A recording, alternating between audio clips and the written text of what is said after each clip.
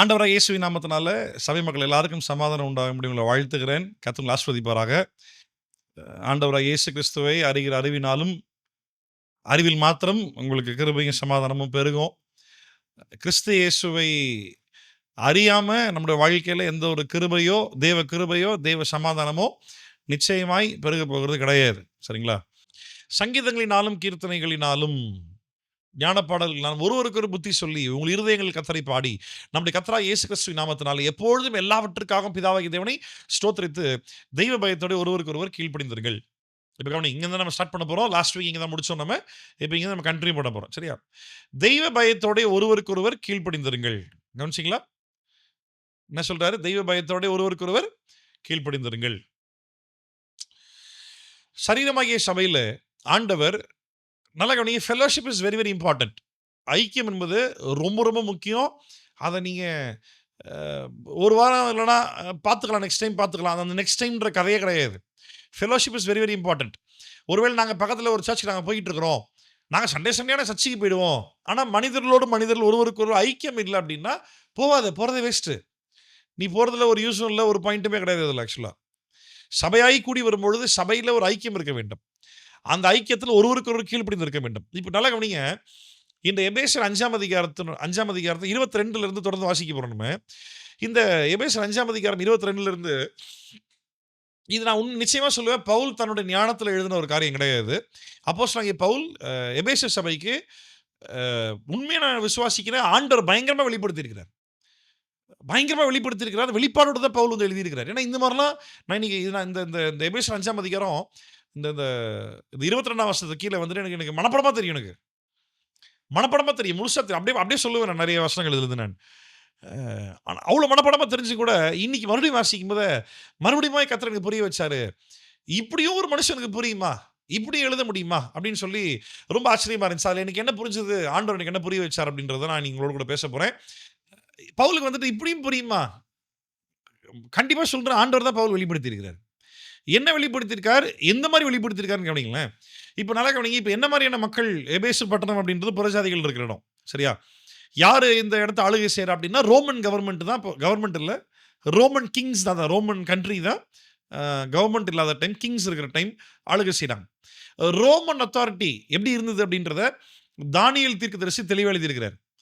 அந்த நேபுகாத்நேச்சார் ராஜா பார்த்த அந்த சிலை தரிசனமோ, தானியேல் பார்த்த அந்த மிருகத்தோட தரிசனங்கள் ஞாபகம் இருக்கா உங்களுக்கு? நேபுகாத்நேச்சார் ராஜா பார்த்த ஒரு பெரிய சிலையை தரிசனத்தில் பார்க்கிறாரு. தலை தங்கத்தால் இருந்தது, நெஞ்சு வந்துட்டு வெள்ளியில் இருந்தது, இடுப்பு பகுதி பிரான்ஸில் இருந்தது, கால் வந்துட்டு இரும்பில் இருந்தது, பாதம் வந்துட்டு இரும்பும் களிமண்ணும் மிக்ஸ்டாக இருந்துச்சு. பாதத்தில் இருக்கக்கூடிய காலில் இருக்க 10 விரல்கள் வந்து வெறும் களிமண்ணாக இருந்தது. வானத்திலிருந்து கையினால் வெட்டப்படாத ஒரு பெரிய கல் வந்து அந்த சிலையினுடைய பாதத்தில் அடித்து அந்த சிலை உடஞ்சி கீழே விழுந்தது. இந்த தரிசனத்தை நேபுகாத்நேச்சார் ராஜா பார்க்குறாரு. ஓகேவா? அதே போல் தானியேலுக்கு ஆண்டவர் வந்துட்டு தரிசனம் என்ன காட்டுறாரு அப்படின்னு 4 மிருகங்களை பார்க்குறாரு. அந்த 3 மிருகமும் டிஸ்கிரைப் பண்ணக்கூடிய விதத்தில் இருக்குது. 4வதான மிருகம் டிஸ்கிரைப் பண்ணவே முடியல. அப்படி ஒரு மிருகத்தை பார்க்குறாரு தானியேல் தீர்க்கதரிசி. முதல்ல என்ன அப்படின்னா, கழுகு போல இறக்க, சிங்கம் போல உருவம். 2வது கரடியினுடைய வாயில 3 எலும்பு, விலா எலும்புகள் இருக்கிறது போல. 3வது சிவிங்கி, சீட்டா மாதிரி ஒரு breed of one category breed of animal அது சிவிங்கி. ஆனால் அது 4 ரெக்கை இருக்குது.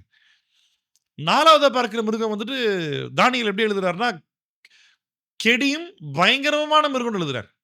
அது எப்படி இருந்துச்சுன்னா, 10 அவரோட தலையில வந்து 10 கொம்புகள் இருந்தது. அந்த 10 கொம்புகள்ல வந்துட்டு அதில் ஒரு கொம்பு 2 உடஞ்சி 1 முளைச்சி அதுக்கு ஒரு கண்ணு உண்டாகி தூஷணமான வார்த்தைகள் பேசிச்சு. நிறைய அது பயங்கரமாக எக்ஸ்பிளைன் பண்ணுறாரு. அது அது எதை குறிக்குதுன்னு பார்த்தீங்கன்னா, இந்த இது 2 சம்பவமும் புக் ஆஃப் டேனியலில் தான் வருது. நேபுகாத்நேச்சார் பார்த்த அந்த சிலை தரிசனமும் கூட தானியேல் புஸ்தகத்தில் தான் வருது. அதில் வந்து அந்த கால் இரும்பு போல அந்த ராஜ்யம், ரோம ராஜ்யம்.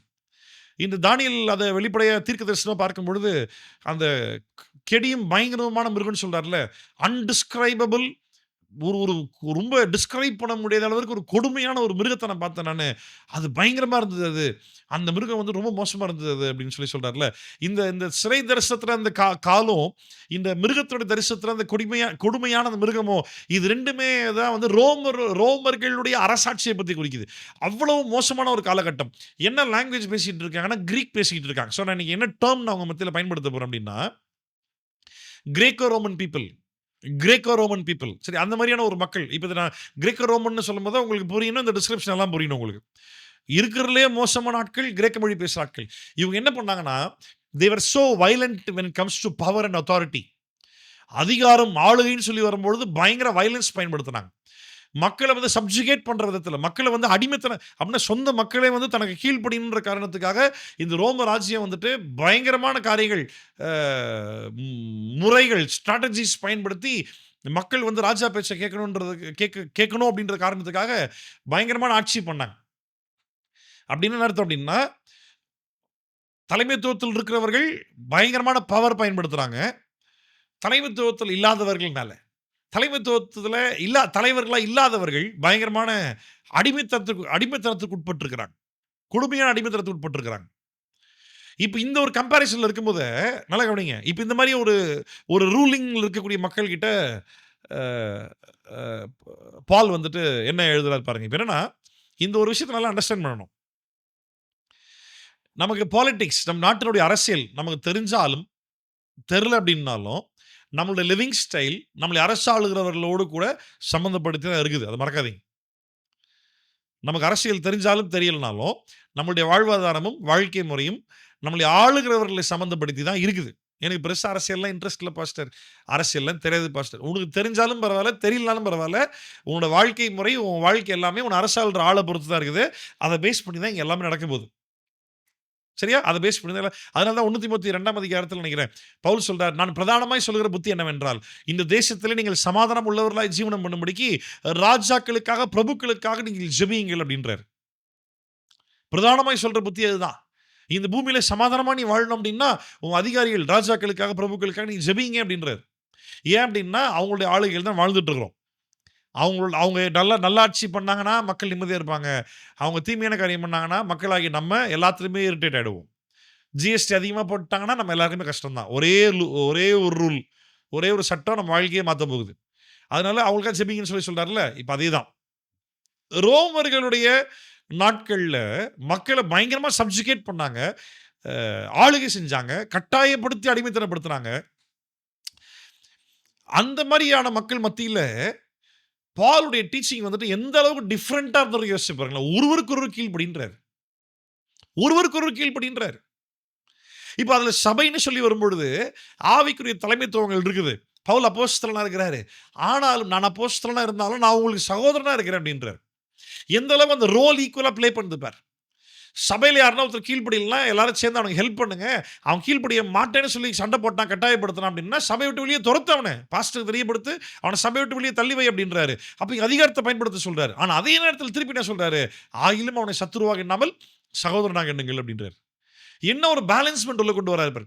அதே மாரி இப்ப இந்த பேலன்ஸ்மென்ட்ட யார கம்பேர் பண்ணி கொண்டு வராரு தெரியுமா? இயேசுவ கம்பேர் பண்ணி கொண்டு வராரு. எனக்கு எபிரேயர்ல இருந்த ஒரு வசனம் ஞாபகம் வந்தது. அவர் வந்து நமக்காய் சிலுவையில மரிக்க வந்தபடியினால, பிதாவினிடத்திலிருந்து ஒரு சரீரம் கேட்டு நமக்காய் சிலுவையில் மரிக்க வந்தபடினால, நமக்கு சமமானபடினால் அவர் நம்மை சகோதரர் என்று சொல்வதில வெட்கப்படலையாமா. இயேசு நமக்கு சமமாய், நமக்கு ஈக்குவலா கீழ பூமியில இறங்கி வந்து, நம்ம விட பயங்கரமான அதிகாரத்தில் இருந்து, எந்த அளவுக்கு அவர் அதிகாரத்தில் இருக்கிறார் அப்படின்னா, எல்லாத்தையும் உண்டாக்கி, எல்லாத்தையும் அரசாளுகிற ஆண்டவர் தான். எப்படி உண்டாக்குனாரு? ஒன்றுமே இல்லாமையில இருந்து எல்லாம் உண்டாகட்டும்னு சொன்னாரு. அவர் சொன்ன வார்த்தை தான் அப்படியே எல்லாமே வந்தது. இத எக்ஸ்பிளைன் பண்றதுக்கு நம்மகிட்ட எந்த ஒரு வார்த்தையுமே இல்ல ஆக்சுவலா. He just set, it just game into existence. அவ்வளவுதான். அவர் சொன்னாரு, வந்துச்சு. பூமி உண்டாகட்டும்னாரு, வந்துச்சு பூமி அவ்வளவுதான். எங்கிருந்து வந்துச்சு? எப்படி வந்துச்சு? பதிலே இல்ல. அவர் சொன்னார் வந்து அப்ப நல்லா கவனிச்சு பாரு. அப்ப நல்லா கவனிங்க. அப்ப ஆண்டவர் எந்த அளவிற்கு அதிகாரம் உள்ளவராக இருப்பார். ஆனா இப்ப அப்பேற்பட்ட ஆண்டவர் பூமியில இறங்கி வந்து, நமக்காய் சிலுவையில மரிக்கும்படியே வந்தபடினால, நமக்காய் மரித்து நம்மை காப்பாற்றியது மாத்திரம் அல்ல, நம்மை அவர் என்னன்னு சொல்றாரு? எப்படி அவர் நம்மள பார்க்கிறாருன்னா, நம்மள அவர் சகோதரனா பார்க்கிறாரு. அதே சகோதரத்துவ ஊழியத்தை சொல்லிக் கொடுத்துருக்காரு. நான் இன்னைக்கும் இதை ரொம்ப ஸ்ட்ரிக்டா நான் சர்ச்சில் ஃபாலோ பண்ணிக்கிட்டு இருக்கேன். உங்களுக்கு இல்லாத ஒரு சில அதிகாரம் ஊழியக்காரனா, ஒரு பாஸ்டரா எனக்கு சர்ச்சில் இருக்குதா? கண்டிப்பா இருக்குது. அதனால நான் உங்களை விட ஏதாவது ஒரு காரியத்தில் எக்ஸ்ட்ராவா பெரிய ஆள் ஆயிட்டேனான்னு கேட்டா கிடையவே கிடையாது. பொறுப்புகள், அதிகாரங்கள் உங்களை விட அதிகமா எனக்கு கொடுக்கப்பட்டிருந்தாலும், ஒரு சபை கூடுகையில உங்களால செய்ய முடியாத ஒரு சில காரியத்தை நீங்க செய்யவே கூடாது. ஆனா நான் அதை செஞ்சுதான் ஆகணும். அப்படி ஒரு சில காரியங்கள் எனக்கு கொடுக்கப்பட்டிருந்தாலும், அதனால நீங்க யாரும் எனக்கு அடிமை கிடையாது. ஆனாலும் நம்ம எல்லாருமே சகோதரர்களாக தான் இருக்கிறோம். இது வந்துட்டு இயேசு கிறிஸ்துவோட ரொம்ப ஸ்ட்ராங்கான ஒரு உபதேசம். இதுதான் அவரு இத பண்ண தான் வந்தாரே அவரு. இத செய்ய தான் வந்தாரே அவரு. அப்ப இங்க அந்த மாதிரியான ஒரு மக்கள் மத்தியில பவுல் என்ன சொல்றாரு பாருங்க. ஒருவருக்கொருவர் கீழ்ப்படிந்திருங்கள். சபையில ஆளுகைகள் இருக்கா? இருக்குது. சபையில அதிகாரங்கள் இருக்கா? இருக்குது. பவுல் தான் சொல்றாரு. கொரிந்தியர்ல வாசிக்கும்போது பவுலே சொல்றாரு. சபையில ஆளுகைகளையும், அதிகாரங்களையும் கர்த்தர் ஏற்படுத்தி இருக்கிறார். கண்டிப்பா இருக்குது. ஆனாலும் ஒருவருக்கொருவர் கீழ்ப்படியுங்கள். அந்த ஒருவருக்கொருவர் கீழ்ப்படியுங்கள்னு சொல்லிட்டு, அந்த ஒருவருக்கொருவர் அப்படின்றத எங்கிருந்து ஆரம்பிக்கிறாரு? இதுல ஒரு ஒரு ஒரு கான்ட்ராஸ்டான ஒரு கம்பேரிசன் இருக்குன்னு நினைக்கிறேன். ஒருவருக்கொருவர்னு சொல்லி, இங்க பூமியில் இருக்கக்கூடிய ரிலேஷன்ஷிப் ஒரு ரிலேஷன்ஷிப்பை கம்பேர் பண்ணி காட்டுறாரு. அந்த ரிலேஷன்ஷிப்பையே இயேசுவோடு கூட கம்பேர் பண்ணி காட்டுறாரு. எனக்கு தெரியல எப்படி இவருக்கு இவ்வளோலாம் புரிஞ்சதுன்னு எனக்கு ஒண்ணுமே எனக்கு வந்துட்டு எனக்கு படிக்கும்போது புரியுதுன்றது சந்தோஷமா இருக்குது. ஆனா, இதெல்லாம் எப்படி பவுலுக்கு ஆண்டவர் புரிய வச்சாரு? பவுலுக்கு எப்படி புரிஞ்சது? தெரியல. மேபி நான் எனக்கு இருக்கிற அதே அனுபவம் தான் பவுலுக்கு இருந்திருக்குமோ? அ சபைக்காக லெட்டர் எழுதி அனுப்பணும் அப்படின்றப்போ உட்கார்ந்து எழுத ஆரம்பிக்கும்போது அப்படியே ஒரு ஃப்ளோ வந்திருக்கும் போலுக்கு. அப்படியே கட கடன்னு அப்படியே ஃபுல்லா எழுதியிருப்பாரா? தெரியல. ரொம்ப ஆச்சரியமா இருக்கு. நான் திருப்பி திருப்பி சொல்றேன். பைபிள போல ஒரு புக் உலகத்திலேயே இல்லவே இல்ல. ஓப்பன் சேலஞ்ச் எவனாலும் வா முடிஞ்சா டிபேட் பண்ணு. பைபிளினுடைய ஃபேக்ட்ஸ் அண்ட் யூனிக்னெஸ் நான் பேசுறேன் நானு. வேதாகமத்தினுடைய ஃபேக்ட்ஸ் என்ன சொல்லுவாங்க? உண்மை தன்மைகள், யூனிக்னெஸ், தனித்துவமானது. இத போல எதுவுமே கிடையாது. ஒரு பாயிண்ட் இல்ல, ஒரு 10 பாயிண்ட் சொல்றேன் நான். அந்த மாரி ஏதாவது ஒரு புக் உலகத்தில் இருக்கான்னு காட்டு. கிடையவே கிடையாது. Never miss reading the Bible. நல்லா கவனி. நீ நீ எந்த வேலைனாலும் செய்யாம போ. அதனால நீ யார்ட்டனாலும் திட்டு வாங்காம போ. பிரச்சனை இல்ல. ஒரே ஒரு நாள் கூட வேதத்த வாசிக்காம இருக்கவே இருக்காது. ஒவ்வொரு நாளும் வேதத்த வாசி. The more you read Bible, the more you will get educated. அதிகமாய் வேதத்த வாசிக்க எல்லாவற்றை குறித்துதான ஒரு அறிவு உனக்குள்ள அதிகரிக்கும். எதுவுமே குறைஞ்சு போறதில்ல. நீ வளர தான் போற. சரியா? ஓகே. நம்ம இப்போ வாசிக்கலாம் நம்ம. 21 தெய்வ பயத்தோட ஒருவருக்கொருவர் கீழ்ப்படிந்திருங்கள். இப்ப நல்லா கவனிக்கணும். என்னால இதுல இந்த கிரேக்க வார்த்தைகள் எந்த அளவுக்கு உங்களுக்கு தமிழ்ல எக்ஸ்பிளைன் பண்ண முடியும்னு தெரியல. But still I will try. நான் முயற்சி செய்றேன். மனைவிகளே, இப்ப நம்ம வாசிக்க போற வேத பகுதி மொத்தமாவே வைஃப் அண்ட் ஹஸ்பண்ட் அந்த கம்பேரிசன்ல church as wife, Christ as husband அந்த ரிலேஷன்ஷிப் மனைவியும் கணவனும் இருக்கக்கூடிய உறவு, சபையும் கிறிஸ்துவுக்கும் இருக்கக்கூடிய உறவுக்கு அவர் ஒப்பிட்டு சொல்லி, கிறிஸ்து மேலான அதிகாரத்தில் இருந்தாலும் அவரும் நம்மளை வந்துட்டு சரீரமாய் அவரோடு கூட இணைத்திருக்கிறார். அதே போலதான் நம்மையும் சரீரமாய் தேவன் நம்ம இணைத்திருக்கிறார். அவர் எல்லாவற்றுக்கும் மேல இருந்தாலும் அவரும் நம்மோடு கூட இணைந்திருக்கிறார். அது என்ன உங்களுக்கு புரியுதான்னு தெரியல. எப்படி இவ்வளவு புரியுதுன்னு தெரியல எனக்கு. நம்மை ஒருவரோடு ஒரு இணைத்திருக்கிறாரு. ஓகேவா? நம்மோடு கூட கிறிஸ்துவும் இணைந்திருக்கிறார். ஓகேவா? இப்ப கிறிஸ்து நம்மோடு இணைந்திருந்தாலும் எல்லாவற்றுக்கும் மேலான அதிகாரம் உள்ளவராக இருக்கிறார். அதை எந்த அளவுக்கு எக்ஸ்பிளைன் பண்றாரு பாருங்க. வாசிக்கலாம். மனைவிகளே, கர்த்தருக்குள் கீழ்ப்படுகிறது போல உங்கள் சொந்த புருஷருக்கு கீழ்ப்படியுங்கள். இங்க இந்த வேர்ட் ரொம்ப தெளிவாக யூஸ் பண்றாரு. Be subject to your own husbands as to the Lord. அப்ப மனைவிகளுடைய கீழ்ப்படிதல் கணவனுக்கு யாருக்கு கீழ்ப்படுகிறது போல இருக்கணும், எந்த அளவுக்கு கீழ்ப்படியணும். இப்ப இங்க வந்துட்டு தமிழ்ல பார்க்கும்பொழுது கீழ்ப்படிதல் இருக்குல்ல, ஒபீடியன்ஸ், ஒபேன் இருக்குல்ல, ஆங்கில வார்த்தை பாருங்க சப்ஜெக்ட். சப்ஜெக்ட்னா நல்ல கவனி. ஆதாமையும் ஏவாளையும் ஆண்டவர் சமமாய் படைத்தார். ஆனா ஆதாமுக்கு ஒரு ஏற்ற துணையாய் படைத்தார். சமமாய் இருந்து எப்படி துணையா இருக்க முடியும்? எனக்கு உண்மையா புரியல. உங்களுக்கு கத்தர் புரிய வச்சாரு, எனக்கு சந்தோஷம். சமமாய் இருக்கிறவர்கள் எப்படி சப்ஜெக்டிவா இருக்க முடியும்? புரியுதா? நீயும் நானும் ஈக்குவலா இருந்தாலும் அதே நேரத்தில் நீ எனக்கு சபார்டினேட்ன்றதை விட ஓகே, அந்த பியூட்டி எங்க வரும் அப்படின்னா, நீ எனக்கு கீழே. எந்த ஒரு ஹஸ்பண்டும் தான் மனைவியை பார்த்து நான் சொல்றது கேள், நீ எனக்கு கீழே தான் அப்படி சொல்லவே கூடாது. இன்னும் சொல்ல போனா அப்படி சொல்லக்கூடிய ஒரு சூழ்நிலையை மனைவிகள் ஏற்படுத்தவே கூடாது. அது ரொம்ப முக்கியம். புரியுதா? வாலண்டரி சப்ஜெக்ஷன், மனப்பூர்வமான கீழ்ப்படிதல், மனப்பூர்வமான ஒப்பு கொடுத்தல், மனப்பூர்வமாய் எப்படி சொல்றது, நீங்க சொல்லுங்க நான் செய்யறேன், அவ்வளவுதான். வில்ஃபுல்லா பண்றது. அது அது எந்த அளவுக்கு இருக்கணுமாமா? கர்த்தருக்கு கீழ்ப்படிகிறது போல. யார்கிட்ட இருக்கணும்? தன் சொந்த புருஷன்கிட்ட. மத்தவங்க கிட்ட தேவையே கிடையாது. அதுதான் உண்மை. என் புருஷன தவிர்த்து வேற எந்த ஆம்பளைக்கும் நான் கீழ்ப்படியணுன்ற அவசியமே கிடையாது.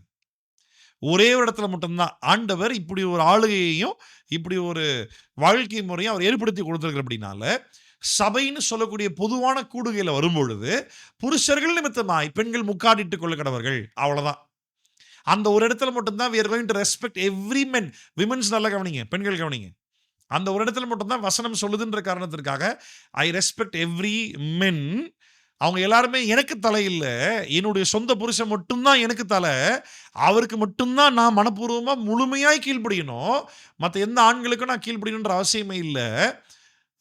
ஆனா இந்த என்னுடைய ஃபேமிலில என்னுடைய ஹஸ்பண்ட் எனக்கு தலைவரா இருக்கிறது போல, நான் என் ஹஸ்பண்ட் கிட்ட சப்ஜெக்டிவா இருக்கிறேன். விட்டு கொடுத்து ஒப்பு கொடுத்து இருக்கிறேன். நான் மனப்பூர்வமா இருக்கேன் பத்தியா? இதே போல தான் எல்லா விசுவாச குடும்பங்களையும் கர்த்தர் ஏற்படுத்தி இருக்கிறாரு. அதனால இந்த எல்லா புருஷர்களும் ஒன்றாய் கூடி வரக்கூடிய இடத்துல பெண்கள் முக்காடிட்டுக் கொள்ள கடவர்கள். புருஷர்கள் நிமித்தமாய், தேவ தூதர்கள் நிமித்தமாய் முக்காடிட்டுக் கொள்ளும். ஆனா இப்போ இப்போ இப்போ பெரிய விஷயம் என்ன அப்படின்னா, பஸ்ல போகும்போது வேற ஆண்கள் கிட்ட பெண்களால அவ்வளவு ஈஸியா எதிர்த்து பேசவோ, சண்டை போடவோ முடியாது. எதுக்கு பிரச்சனை? நம்ம எதனா பிரச்சனையாக போகுதுன்னு அமைதியா இருந்துருவோம், விட்டு கொடுத்து போயிடுவோம். சில நேரங்கள்ல பாதிக்கப்பட்டாலும் கூட பல்ல கடிச்சிட்டு அமைதியா ஒதுங்கி போற பெண்கள் தான் அதிகமா இருக்கிறாங்க. இல்ல? அங்கே வந்துட்டு குரல் உயர்த்தி, எதிர்த்து நின்று பேசி ரொம்ப ரொம்ப கம்மி தான். சரியா? வேலை செய்ற இடத்துல ஓனர்ன்ற பேர்ல, இல்லாட்டி நம்முடைய சீனியர்ஸ் அப்படின்ற பேர்ல, காலேஜ்ல, ஸ்கூல்ஸ்ல சீனியர்ன்ற பேர்ல, இல்ல வயசுல பெரியவங்க அப்படின்ற பேர்ல, சம்பளம் குடுக்குற ஓனர் அப்படின்ற பேர்ல, பல இடங்கள்ல பெண்கள் ஆண்களுக்கு கீழ்ப்படிந்து இருக்கிறீங்க. That is very good. அதெல்லாம் ஒரு ஒழுக்கமுறை தான். ஆனா, அங்கெல்லாம் கீழ்ப்படிய சொல்லி ஆண்டவர் சொல்லவே இல்ல. வேலையில ஓனர் சொல்ற வேலையை நான் செய்றேன். நான் செய்ற வேலைக்கு ஓனர் எனக்கு காசு தரான். இதுதான் உனக்கு எனக்கு டீலிங்கு. அது தவிர்த்து உனக்கு எனக்கு ஒரு வெங்காயமும் கிடையாது. நான் இல்லன்னா நீ வேற லேபர கூப்பிட்டு வேலை செய்ய வைக்க போற. நீ இல்லன்னா நான் வேற ஓனர் கிட்ட போய் நான் வேலைய செய்ய போறேன். அவ்வளவுதான் முடிஞ்சு போச்சு. ஆனா, அங்கெல்லாம் வந்துட்டு அமைதியா என்ன பண்ணுவோம்? ஒரு சில சிரமங்கள்லாம் இருக்குது. இந்த வேலைய விட்டு வேற வேலைக்கு போனா, அந்த வேலைக்கு அடுத்த வேலை கிடைக்கிற வரைக்கும், ஏன்னா நான் வருமானத்துக்கு என்ன பண்ணுவேன்? சம்பளத்துக்கு என்ன பண்ணுவேன்? நானு வ ப தூரமா கிடைச்சதுன்னா டிராவல் பண்ண கஷ்டமா இருக்குமே, புது இடமா இருக்குமே, புது ஓனரா இருப்பாங்க, புது வேலையா இருக்கும், கஷ்டமா இருக்கும். அதனால என்ன பண்ணலாம்? இந்த சிரமங்கள்லாம் யோசிச்சு, தேவையே இல்லாம நான் பல இடங்கள்ல, பல விதத்துல ஆண்களுக்கு பெண்கள் கீழ்ப்படிந்திருக்கிறாங்க. ஆனா, தன் சொந்த குடும்பத்துல மிஸ் பண்ணிர்றாங்க. ஆமாவா? ஆமாவா இல்லையா? சொந்த குடும்பத்துல மனைவிமார்கள் அநேக நேரங்கள்ல தன் சொந்த புருஷனுக்கு தெளிவா பால் மென்ஷன் பண்றாரு. Be subject to your own husbands. Be subject your own ஹஸ்பண்ட்னு சொல்ல. ஹஸ்பண்ட்ஸ் அப்படின்னா இது ஒரு குடும்பத்திற்கான ஒரு பெண் ஒரு ஆண் என்ற உபதேசம் இல்ல. இந்த பெண் இந்த ஆண் கிட்ட இப்படித்தான் இருக்கணும்னு சொல்லி சபைக்கே சொல்லப்பட்ட உபதேசம். சரியா? அது கம்பேர் பண்றாரு பாருங்க. கிறிஸ்து சபைக்கு தலையா இருக்கிறது போல புருஷனும் மனைவிக்கு தலையா இருக்கிறான். அவரே சரீரத்திற்கும் இரட்சகரா இருக்கிறார். கம்பேரிசன் பாத்தீங்களா? கர்த்தருக்கு கீழ்ப்படுகிறது போல உங்கள் சொந்த புருஷருக்கு கீழ்ப்படியுங்கள். ஆண்டவருக்கு கீழ்ப்படுற மாதிரி கீழ்ப்படியணுமா? இந்த வசனத்தை 1 பேதுரு 1 பேதுரு 3ஆம் அதிகாரம். இதே விஷயத்தை பேதுரு சபைக்கு எப்படி எழுதுறாரு பாருங்க. அந்தபடி மனைவிகளே உங்கள் சொந்த புருஷர்களுக்கு கீழ்ப்படிந்திருங்கள். அப்பொழுது அவர்கள் யாராவது திருவசனத்துக்கு கீழ்ப்படியாதவர்களா இருந்தால் பயபக்தியோடு கூட உங்கள் கற்புள்ள நடக்கைகளை அவர்கள் பார்த்து போதனையின்றி மனைவிகளின் நடக்கையினாலே ஆதாயப்படுத்திக் கொள்ளப்படுவார்கள். மயிரை பின்னி பொன்னாபரணங்களை அணிந்து உயர்ந்த வஸ்திரங்களை உடுத்திக் கொள்ளுதல் ஆகிய புறமான அலங்கரிப்பு உங்களுக்கு அலங்காரமாயிராமல் அழியாத அலங்கரிப்பா இருக்கிற சாந்தமும் அமைதலும் உள்ள ஆவியாகிய இருதயத்தில் மறைந்திருக்கிற குணமே உங்களுக்கு அலங்காரமாக இருக்க கிடவது. அதுவே தேவனுடைய பார்வையில் விலையேற பெற்றது. அந்தபடியே இப்படியே நல்ல கவனிங்க. இப்படியே பூர்வத்தில் தேவனிடத்தில் நம்பிக்கையா இருந்த பரிசுத்த ஸ்திரீகளும் தங்களுடைய புருஷர்களுக்கு கீழ்ப்படிந்து தங்களை அலங்கரித்தார்கள். What is your adornment? How do you have to adorn yourself? எப்படி உங்களை நீங்க வந்து அலங்கரித்துக் கொள்ள வேண்டும்? எப்படி அலங்கரித்துக் கொள்ள வேண்டும்? தன் சொந்த புருஷனுக்கு கீழ்ப்படிவதினால் அலங்கரித்துக் கொள்ள வேண்டும். நல்லா கவனிங்க. ஒபீடியன்ஸ் என்னுடைய ஹஸ்பண்ட்க்கு நான் என்ன அவர் சொன்னா நான் செய்றேன்ப்பா, அவ்வளவுதான்ப்பா, ஒபே பண்றேன்ப்பா. அதோட முடியல. நான் மனப்பூர்வமா என்னை நானே தாழ்த்தி கொள்ளுகிறேன். அப்படின்னா மனைவியானவள் புருஷனோட கம்மியா, ஒரு ஸ்டெப் கீழயா? இல்லவே இல்லை, சமமா இருக்கிறாங்க.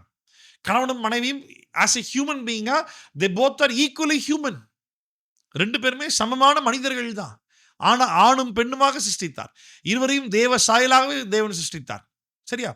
அப்போ வந்துட்டு அதுல முதல்ல ஆணை சிருஷ்டித்து ஆணுடைய சாயலாகவே ஏவாளையும் ஆண்டவர் சிருஷ்டித்தார். அதில் ஆண் பெண் என்ற வித்தியாசத்தை மட்டும் கர்த்தர் வச்சார்.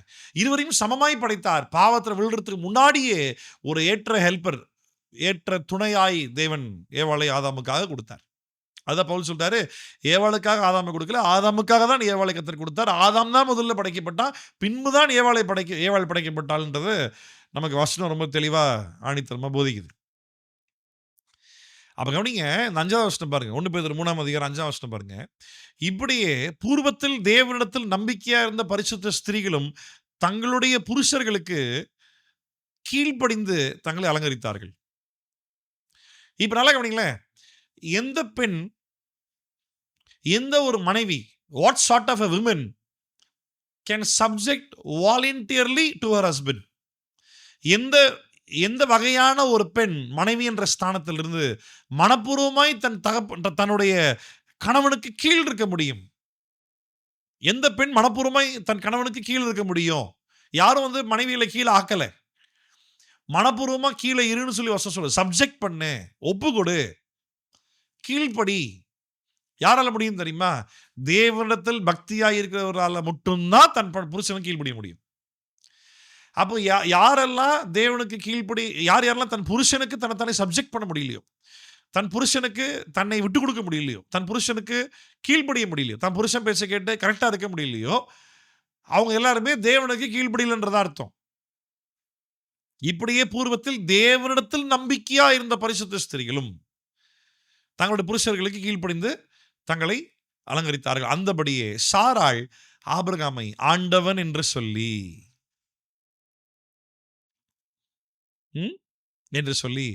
அவனுக்கு கீழ்ப்படிந்திருந்தாள். நீங்கள் நன்மை செய்து ஒரு ஆபத்துக்கும் பயப்படாது இருப்பீர்களானால் அவளுக்கு பிள்ளைகளா இருப்பீர்கள். இதே தான் வந்துட்டு நம்ம இப்போ எஃபிஷியன்ஸ்ல வாசிச்சுட்டு இருக்கிறோம்.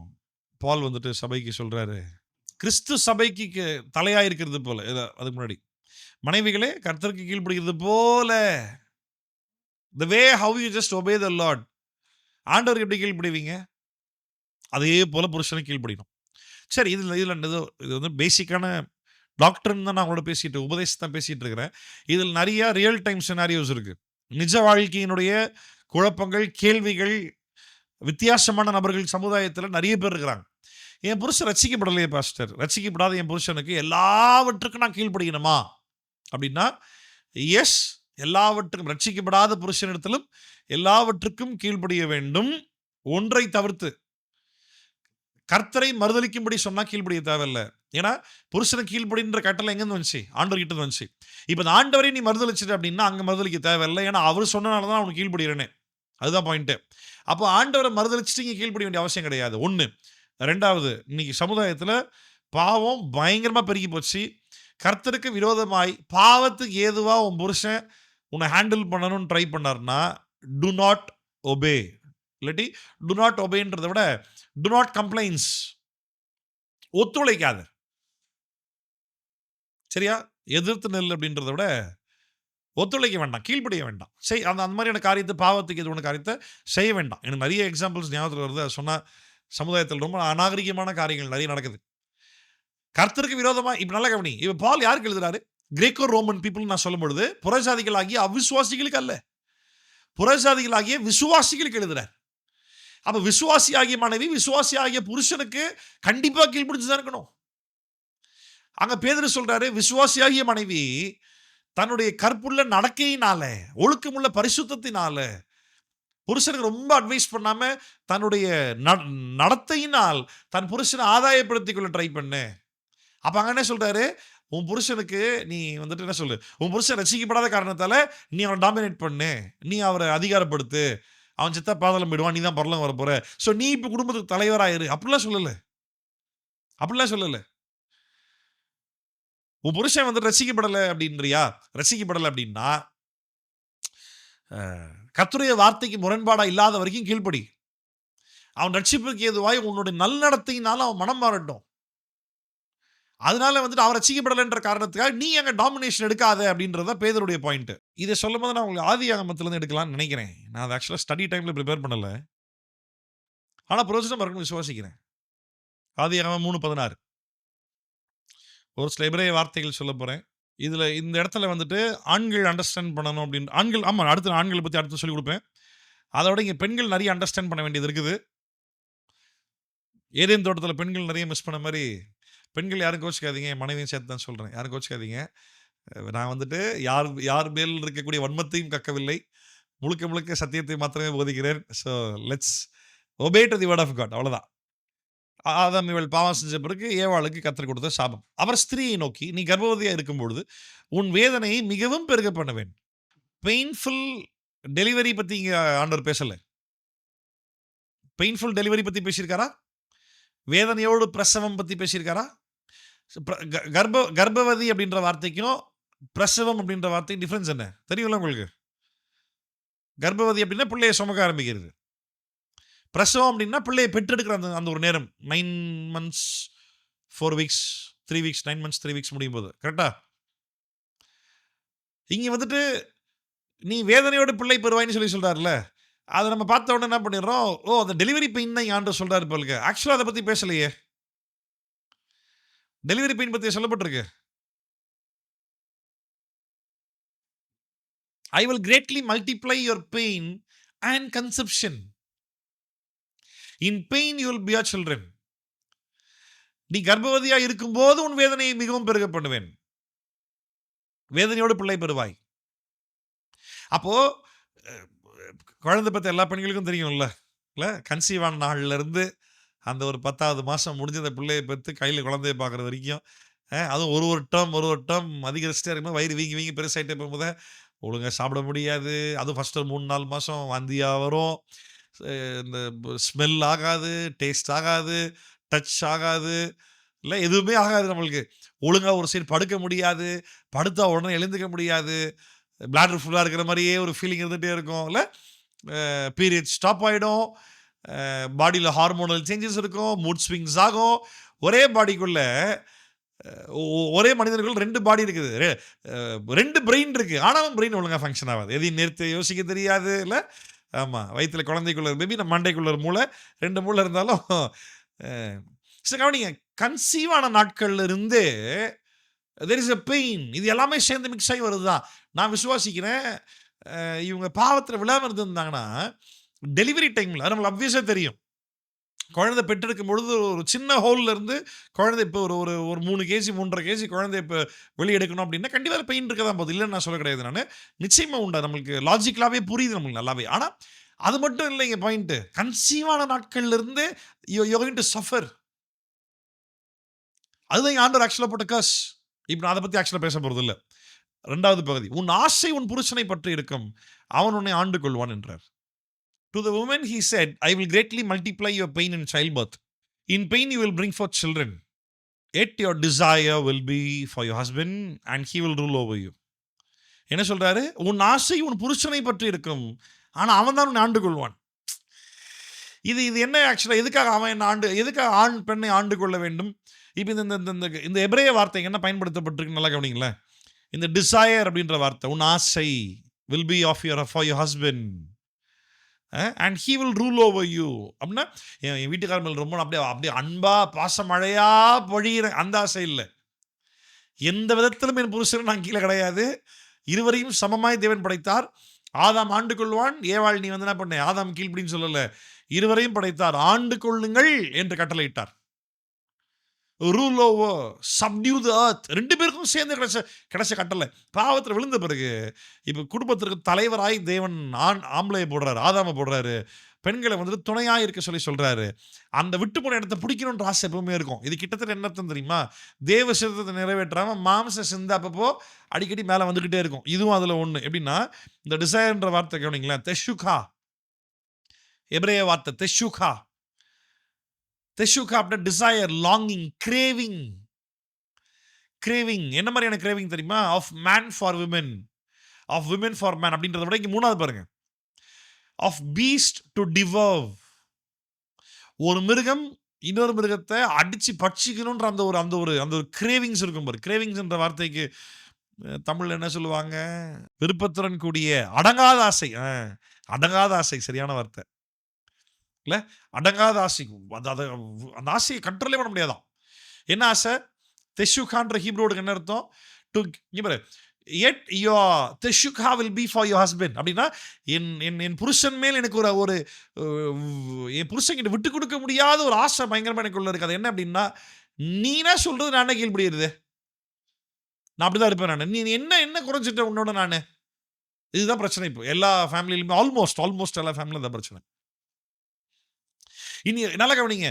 இந்த இந்த ஃபெமினைன் டாமினேஷன் உலகத்துல இன்னைக்கு அக்செப்ட் பண்ணப்பட்டுச்சோ, அன்னிலிருந்து உலகம் ஃபுல்லா பயங்கரமான ப்ராப்ளம்ல தான் போய்கிட்டு இருக்கு. நீங்க நம்பலாம் தான் உண்மை. முடிஞ்சா நீங்க உட்காந்து இன்னைக்கு உலக லெவல்ல மேலைய நாடுகள்ல, வெள்ளைக்கார நாடுகள்ல என்ன நடக்குதுன்றத பாருங்க. பெண்களுடைய வாழ்க்கையை நாங்கள் மேம்படுத்துகிறோம். பெண் அடிமைத்தனம் கரெக்டா? 100% தப்பு. யார் அடிமையா வைக்க முடியும்? யாருக்கு அடிமை இல்லங்க? இத பைபிளை விட பேலன்ஸ்டான டீச்சிங் உபதேசம் உலகத்திலே கிடையாது.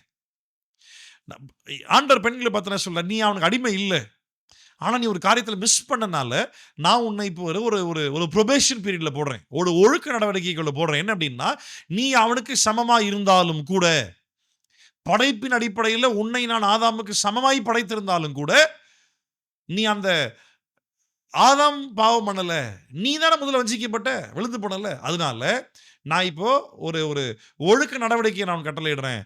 உனக்கு சமமாய் படைக்கப்பட்ட ஆதாமுக்கு இனிமே நீ கீழ்ப்படியணும் அப்படின்ட்டார். Subject yourself for the husbands. அப்போ ஏவாள் தானே பாவம் பண்ணா, நான் என்ன பாவம் பண்ணேன்? நான் எதுக்கு என் புருஷனுக்கு கீழ்ப்படி? நான் எல்லாத்துலையும் ஒழுக்கமாக தான் இருக்கிறேன், நான் கரெக்டாக தான் இருக்கிறேன் அப்படின்னா கிடையவே கிடையாது.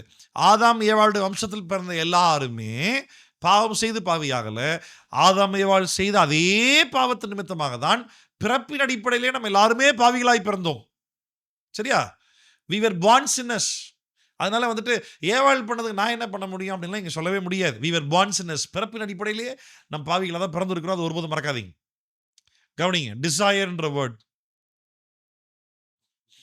திஷுகா ஆஃப் பீஸ்ட் டு டிவர்வ். டிவர்வ்னா அடிச்சு, என்ன சொல்றது, அது ஒரு புலி வந்து மான வேட்டையாடும் பாரு, அடிச்சு பிடிச்சி அப்படி பிக்கும் பாரு, அந்த எடுத்துக்கிறது. அப்படின்னா நான் தான் ராஜா, என்னை யார் கேள்வி கேட்க முடியும்? நீ என்னை விட கம்மி தான், நான் உன்னை டாமினேட் பண்ண முடியும் அப்படின்ற அந்த புலி காட்டுது பத்தியா, அந்த மான் கிட்ட. அதுதான் மீனிங். ஆனா ஆண்டவர் என்ன சொல்றாரு பாருங்க, எட் your desire will be for your husband and he will rule over you. ரூல்ன்ற வேர்ட் மாசல் அப்படின்னா to rule, have dominion, reign, ஆளுகை செய்ய. Call to rule, have dominion, to cause to rule, to exercise Dominion.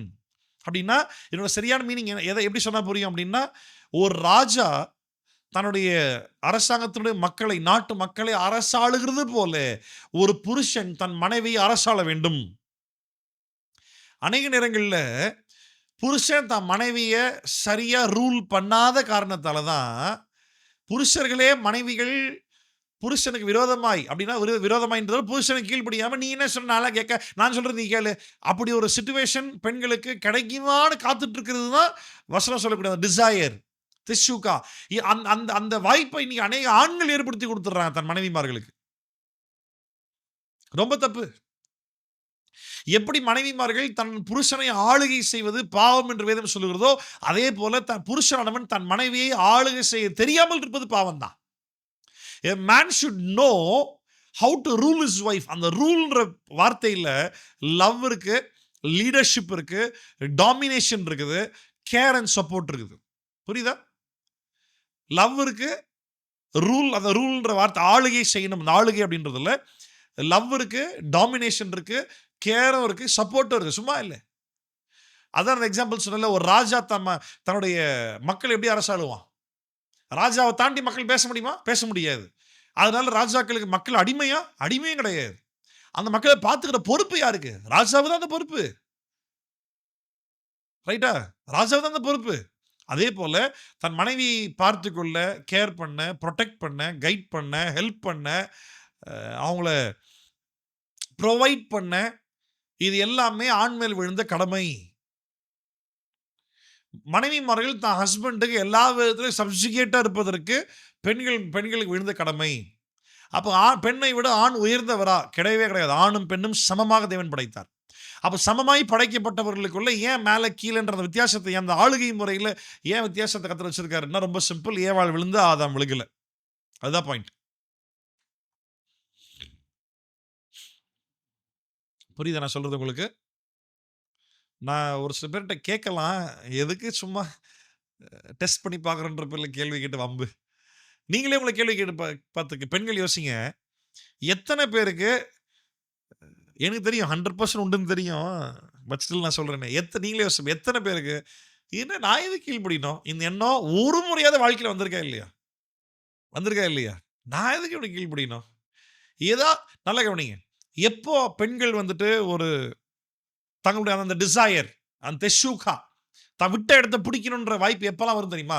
எப்பெல்லாம் ஆண் mistake பண்றான்றது பெண் கண்ணுல தெரிஞ்சிருதோ, அந்த மிஸ்டேக்கை பயன்படுத்தி இவங்க ஒரு ரூல் எடுக்க ட்ரை பண்ணுவாங்க. இந்த எக்ஸ்பீரியன்ஸ் உலகத்துல இருக்க எல்லா மனைவிமார்களுக்கும் வந்திருக்கும்.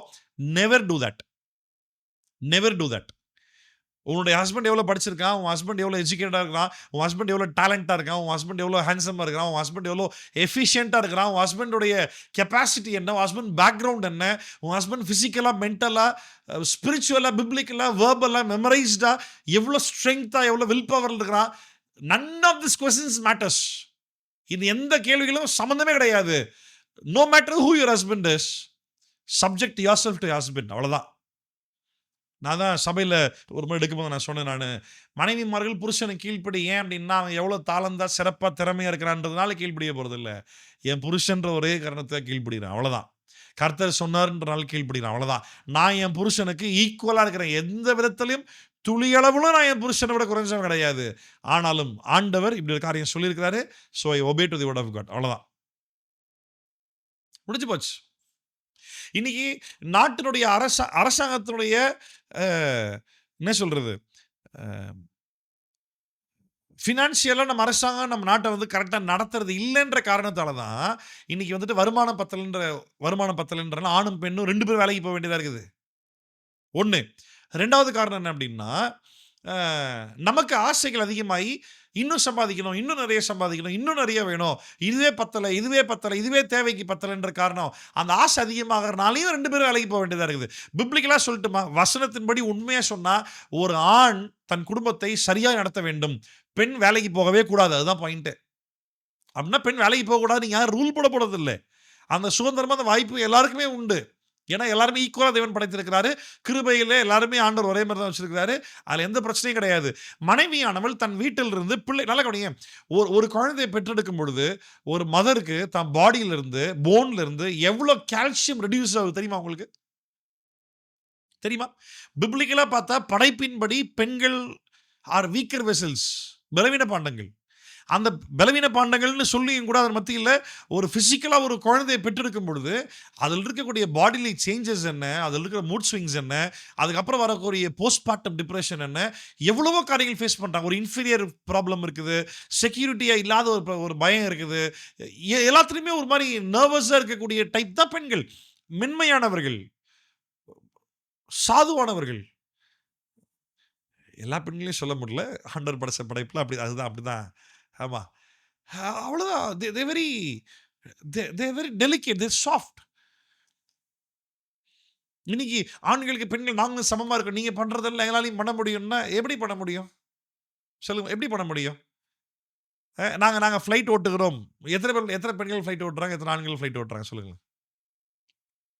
சொல்லுங்க. ரொம்ப சிம்பிள். நாங்கள் வந்துட்டு நானும் என் ஹஸ்பண்டும் எல்லாத்தையும் ஈக்குவல், நாங்கள் எல்லாம் ஏன்னா நான் ஏன் இந்த இடத்துல நான் இந்த வசனத்தில் ஃபர்ஸ்ட் வசனத்தில் நம்ம படித்தோம், இந்த 23, 24 இதுலேயே பாஸ் பண்ணி நான் ஏன் பேசிக்கிட்டு இருக்கேன் அப்படின்னா, மேபி இதுலேயே நீங்கள் முடிஞ்சாலும் முடிய வாய்ப்பு இருக்குது. ஏன்னா இனி இதுதான் உலகத்திலேயே பெரிய பிரச்சனை. உலகமே பெரிய டிசாஸ்டருக்குள்ள, ஒரு பெரிய கேயாஸ்குள்ள போகுது, அழிவு நோக்கி போகுதுன்னா பிசாசுடைய மிகப்பெரிய தந்திரம் குடும்பத்தை சீரழிக்கிறது. குடும்பம் சீரழிஞ்சதுன்னா எல்லாமே கெட்டு போயிடும். அடுத்த தலைமுறையாகிய தன் பிள்ளைகளை வளர்ப்பதில் மட்டும்தான் மனைவிமார்களுடைய, தாய்மார்களுடைய ஃபர்ஸ்ட் ப்ரையாரிட்டியா இருக்கணும். நல்ல நேரத்தை வச்சுக்கோ. நீங்க வேலைக்கு போகாதீங்க, அதை பத்தி எனக்கு தெரியாது. ஏன்னா நான் ரெஸ்பெக்ட் பண்றேன். என் மனைவியை ஆண்டவர் எனக்கு சமமாய் படைத்திருக்கிறபடினால அவங்களாவே மனப்பூர்வமா எனக்கு சப்ஜெக்டா இருக்கணுமே தவிர, நான் என்னுடைய மனைவியை ரூல் பண்றேன், ஆளுகை செய்றேன். ஆனா என்னைக்குமே நீ எனக்கு கீழேன்னு நான் சொல்லவே மாட்டேன். இது வரைக்கும் சொன்னதும் இல்ல, சொல்லவும் மாட்டேன். அப்படியே ஒருவேளை சொன்னா, வசனம் சொல்லுது பாரும்மா, இதுதாம்மா சரியான வாழ்க்கை முறைன்னு பைபிள் உபதேசத்த போதிப்பேனே தவிர, நான் ஆண்ன்ற காரணத்துக்காக என் மனைவிய ஒருபோதும் நானு சப்ஜெக்ட் பண்ண மாட்டேன். சப்ஜுகேட் பண்ண மாட்டேன். ஏன்னா, என் மனைவியை ரூல் பண்றது என் வேல. என் மனைவியை எனக்கு கீழ அழுத்தி பிடிப்பது என் வேல கிடையாது. இன்னும் சிம்பிளா சொல்லட்டுமா? எனக்கு கீழ என் மனைவிய கர்த்தர் வச்சிருக்காருன்னு சொல்லும்பொழுது, நான் இருக்கிற நிலையிலிருந்து என் மனைவியை நான் கீழ அழுத்தி வச்சு, எனக்கு கீழன்னு சொல்லல நானு. என்னையும் என் மனைவியும் சமமாய் கர்த்தர் வைத்திருக்கிறார். என் மனைவி கர்த்தருடைய வார்த்தை கீழ்ப்படுகிறபடினால, என் மனைவி மனப்பூர்வமாய் எனக்கு கீழ்ப்படுகிறன்ற பேர்ல, சமமா இருக்கக்கூடிய எங்கள, என் மனைவியாவே வாலண்டியரா என்ன ஒரு ஸ்டெப் மேல தான் தூக்கி வச்சிருக்காங்க. அப்ப நான் என் மனைவிய ஒரு ஸ்டெப் கீழ வச்சிருக்கேன் அப்படின்னு சொல்றத விட, நானும் அவங்களும் ஈக்குவலா இருக்கிறோம். அவங்க தான் என்ன ஒரு ஸ்டெப் மேல தூக்கி வச்சிருக்காங்க. வசனத்துக்கு கீழ்ப்படிஞ்சு. அதுதான் உண்மை. ஸோ இதுல ஒரு சேலஞ்ச் எப்பவுமே இருக்குது. நல்லா தெரிஞ்சுக்கங்க. இதுல ஒரு ஸ்ட்ரகிள், இதுல ஒரு சேலஞ்ச் எப்பவுமே இருந்துட்டே இருக்குது. Getting back the place what you deserved in the past. இழந்து போன அந்த இடத்த திருப்பி பெறணும்ன்ற அந்த ஒரு இது, ஏதாவது ஒரு தருணத்துல நான் அன்னைக்கே சொன்னேன், என் பேச்ச கேட்டிருந்தீன்னா, இப்படி ஆயிருக்குமா? அதுல ஒரு ஒரு ஒரு டாமினேஷன் எடுக்க ட்ரை பண்றோம். அப்படி வேண்டாம். இன்னைக்கு உலக லெவல்ல ஃபெமினிசம் ஜாஸ்தி ஆயிட்டே இருக்கு. பெண் ஆதிக்கம். அவங்களுடைய அடிப்படையான கோர் நம்பிக்கை என்ன தெரியுமா? பெண்களை ஆண்களுக்கு ஏன் சமமாய் நீங்கள் பார்க்கவில்லை? அப்படின்றத மேல சர்ஃபேஸ் லெவல்ல மேல வைக்கிறாங்க. மக்கள் மத்தியில காட்டுறாங்க. ஆனா அவங்களுடைய கோர் நம்பிக்கை என்ன தெரியுமா? இந்த உலக படைப்புல இருக்கிற படைப்புல ஆண்கள் இம்பார்ட்டன்ட் இல்ல, பெண்கள் தான் இம்பார்ட்டன்ட் அப்படின்றது தான் அவங்க நம்பிக்கை. இனி ஃபெமினிசம், பெண் ஆதிக்கம், அந்த வார்த்தைக்கு மீனிங்கே பாருங்களேன். பெண் ஆதிக்கம் என்ன அர்த்தம் அப்படின்னா, ஆண்கள் மேல் பெண்கள் நாங்க தான், ஆண்களோட பெண்கள் நாங்க தான் இம்பார்ட்டன்ட். பெண்கள் நாங்க தான் ஆதிக்கம் செய்வோம், நாங்க தான் ஆளுவோம், நாங்க தான் பெண்கள் தான் இம்பார்ட்டன்ட் அப்படின்றது தான் அவங்களுடைய நினைப்பு. Feminism is devilism. நல்லா புரிஞ்சுக்கங்க. Feminism is devilism. பெண் ஆதிக்கம் அப்படின்றது சாத்தானியம். அது தேவ திட்டமே கிடையாது. அது தேவன் படைத்த படைப்புல அந்த ரோல் வரவே கிடையாது. நல்லா புரிஞ்சுக்கங்க. ஆண்களை ஆளுகை செய்யும்படி சொன்னார். யாரை ஆளுகை செய்ய சொன்னார்? தன் மனைவியை ஆளுகை செய்ய சொன்னார். எப்படி ஆளுகை செய்யணும்? அடிமைத்தனப்படுத்தி கொடுமைப்படுத்தியா? கிடையாது. தன் சொந்த சரீரமாய் பாவித்து. ரைட்டா? சரி, நம்ம வாசிக்கலாம். தொடர்ந்து வாசிக்கலாம். ஏன்னா அந்த ஃபெமினிசம் டாபிக்ல இருந்து தான் இந்த எல்ஜிபிடிக்யூ அது இதுன்னு ஏகப்பட்டது வந்துருச்சு. ஏகப்பட்டது வந்துருச்சு. நான் இது வரைக்கும் பார்த்ததுல ஸ்டாட்டிஸ்டிக்ஸ் நான் இன்னும் பார்க்கல. நான் இது வரைக்கும் படிச்சதுல, தேடினதுல எனக்கு புரிஞ்சத சொல்றேன். மேபி நான் ஸ்டாட்டிஸ்டிக்ஸும் தேடி நான் அப்புறமா உங்களுக்கு நான் சொல்றேன். ஹோமோசெக்சுவல்ஸை விட லெஸ்பியன்ஸ் தான் உலகத்துல ஜாஸ்தி. ஆண்கள் ஓரினை சேர்க்கையில் இருப்பதை பார்க்கிலும் பெண்கள் ஓரினை சேர்க்கையில் இருப்பது தான் ஜாஸ்தி. காரணம் என்ன அப்படின்னா வந்துட்டு, நான் ஆண்களுக்கு அடிமை இல்லை, நான் ஆணுக்கு கீழ்ப்படிய தேவையில்ல, மை லைஃப் மை ரூல்ஸ், ஏன் இஷ்டம் அப்படின்னு பெண்களே தங்களை ஆண்களாய் கருதுவதும் ஒரு பக்கம். அதே நேரத்தில் பெண்கள் தான் இஷ்டத்துக்கு என்ன பண்ணுவேன் அப்படின்ற பேரில் அநியாயமான காரியங்கள் உலகத்தில் நடந்துட்டு இருக்குது. நான் அது ஏன் இப்போ நான் இங்கே சொல்லிட்டு இருக்கிறேன் அப்படின்னா, உலகத்தில் இருக்கக்கூடிய நம்ம மேலை நாடுகளில், அமெரிக்கா போல் நாடுகளில், பிரிட்டிஷ் லண்டன் போல் நாடுகளில் இது அதிகமாக நடந்து கொண்டு வருகிறது. அவர்களை பார்த்து தான் நம்ம கல்ச்சர்ன்ற பேரில் நிறைய காப்பி பண்ணி ஃபாலோ பண்ணிக்கிட்டு இருக்கோம். இது இந்தியாவில் வரப்போகுதுன்னு இல்லை, ஏற்கனவே இந்த ஒரு ஸ்வாபம், இந்த ஒரு கலாச்சாரம் இந்தியாவில் ஏற்கனவே வந்துருச்சு. அதனால ஆண் பெண் என்ற வித்தியாசமே தெரியாம நான் பெண்ணா நான் ஆணான்ற கேள்வியை கேட்டுக்கிட்டு, பெண் தன்னை ஆண் என்றும் ஆண் தன்னை பெண் என்றும் சொல்லிக் கொள்கிற நாட்கள், அந்த மாதிரியான ஒரு நாட்களில் தான் நம்ம வாழ்ந்துட்டு இருக்கிறோம். ஸோ நம்முடைய பிள்ளைகளுக்கு தெளிவாக சொல்லித் தரணும். நீ ஆம்பளை பிள்ளையா பிறந்திருக்கிற, உனக்குள்ள நீ பெண்ணா ஃபீல் பண்ண முடியாது, சொல்லி கொடுத்து வளர்க்கணும். நீ பொம்பளை பிள்ளையா பிறந்திருக்க, நீ ஆம்பளை மாதிரி பிஹேவ் பண்ணக்கூடாது, சின்ன வயசுலேருந்து பிள்ளைகளை சொல்லி கொடுத்து வளர்க்கணும். நீ உங்களுக்கு எந்த அளவுக்கு நான் நீ சொல்கிறோட சீரியஸ்னஸ் புரியுதுன்னு தெரில. நீ நினச்சி பார்க்குறத விட இனி வரப்போகிற நாட்களில், இன்றைக்கி அப்படி தான் இருக்குது, இனி வரப்போகிற நாட்கள்லையும் கூட இதுதான் ஒரு பெரிய கேட்டஸ்ட்ராஃபிக் டிசாஸ்டராக இருக்க போகுது. நல்லா புரிஞ்சுக்கங்க. இதுதான் ஒரு மிகப்பெரிய ஆபத்தான ஒரு ஒரு ஒரு சூழலாக, ஒரு கல்ச்சர்ன்ற பேரில் உலகமே மாறிக்கிட்டு இருக்குது.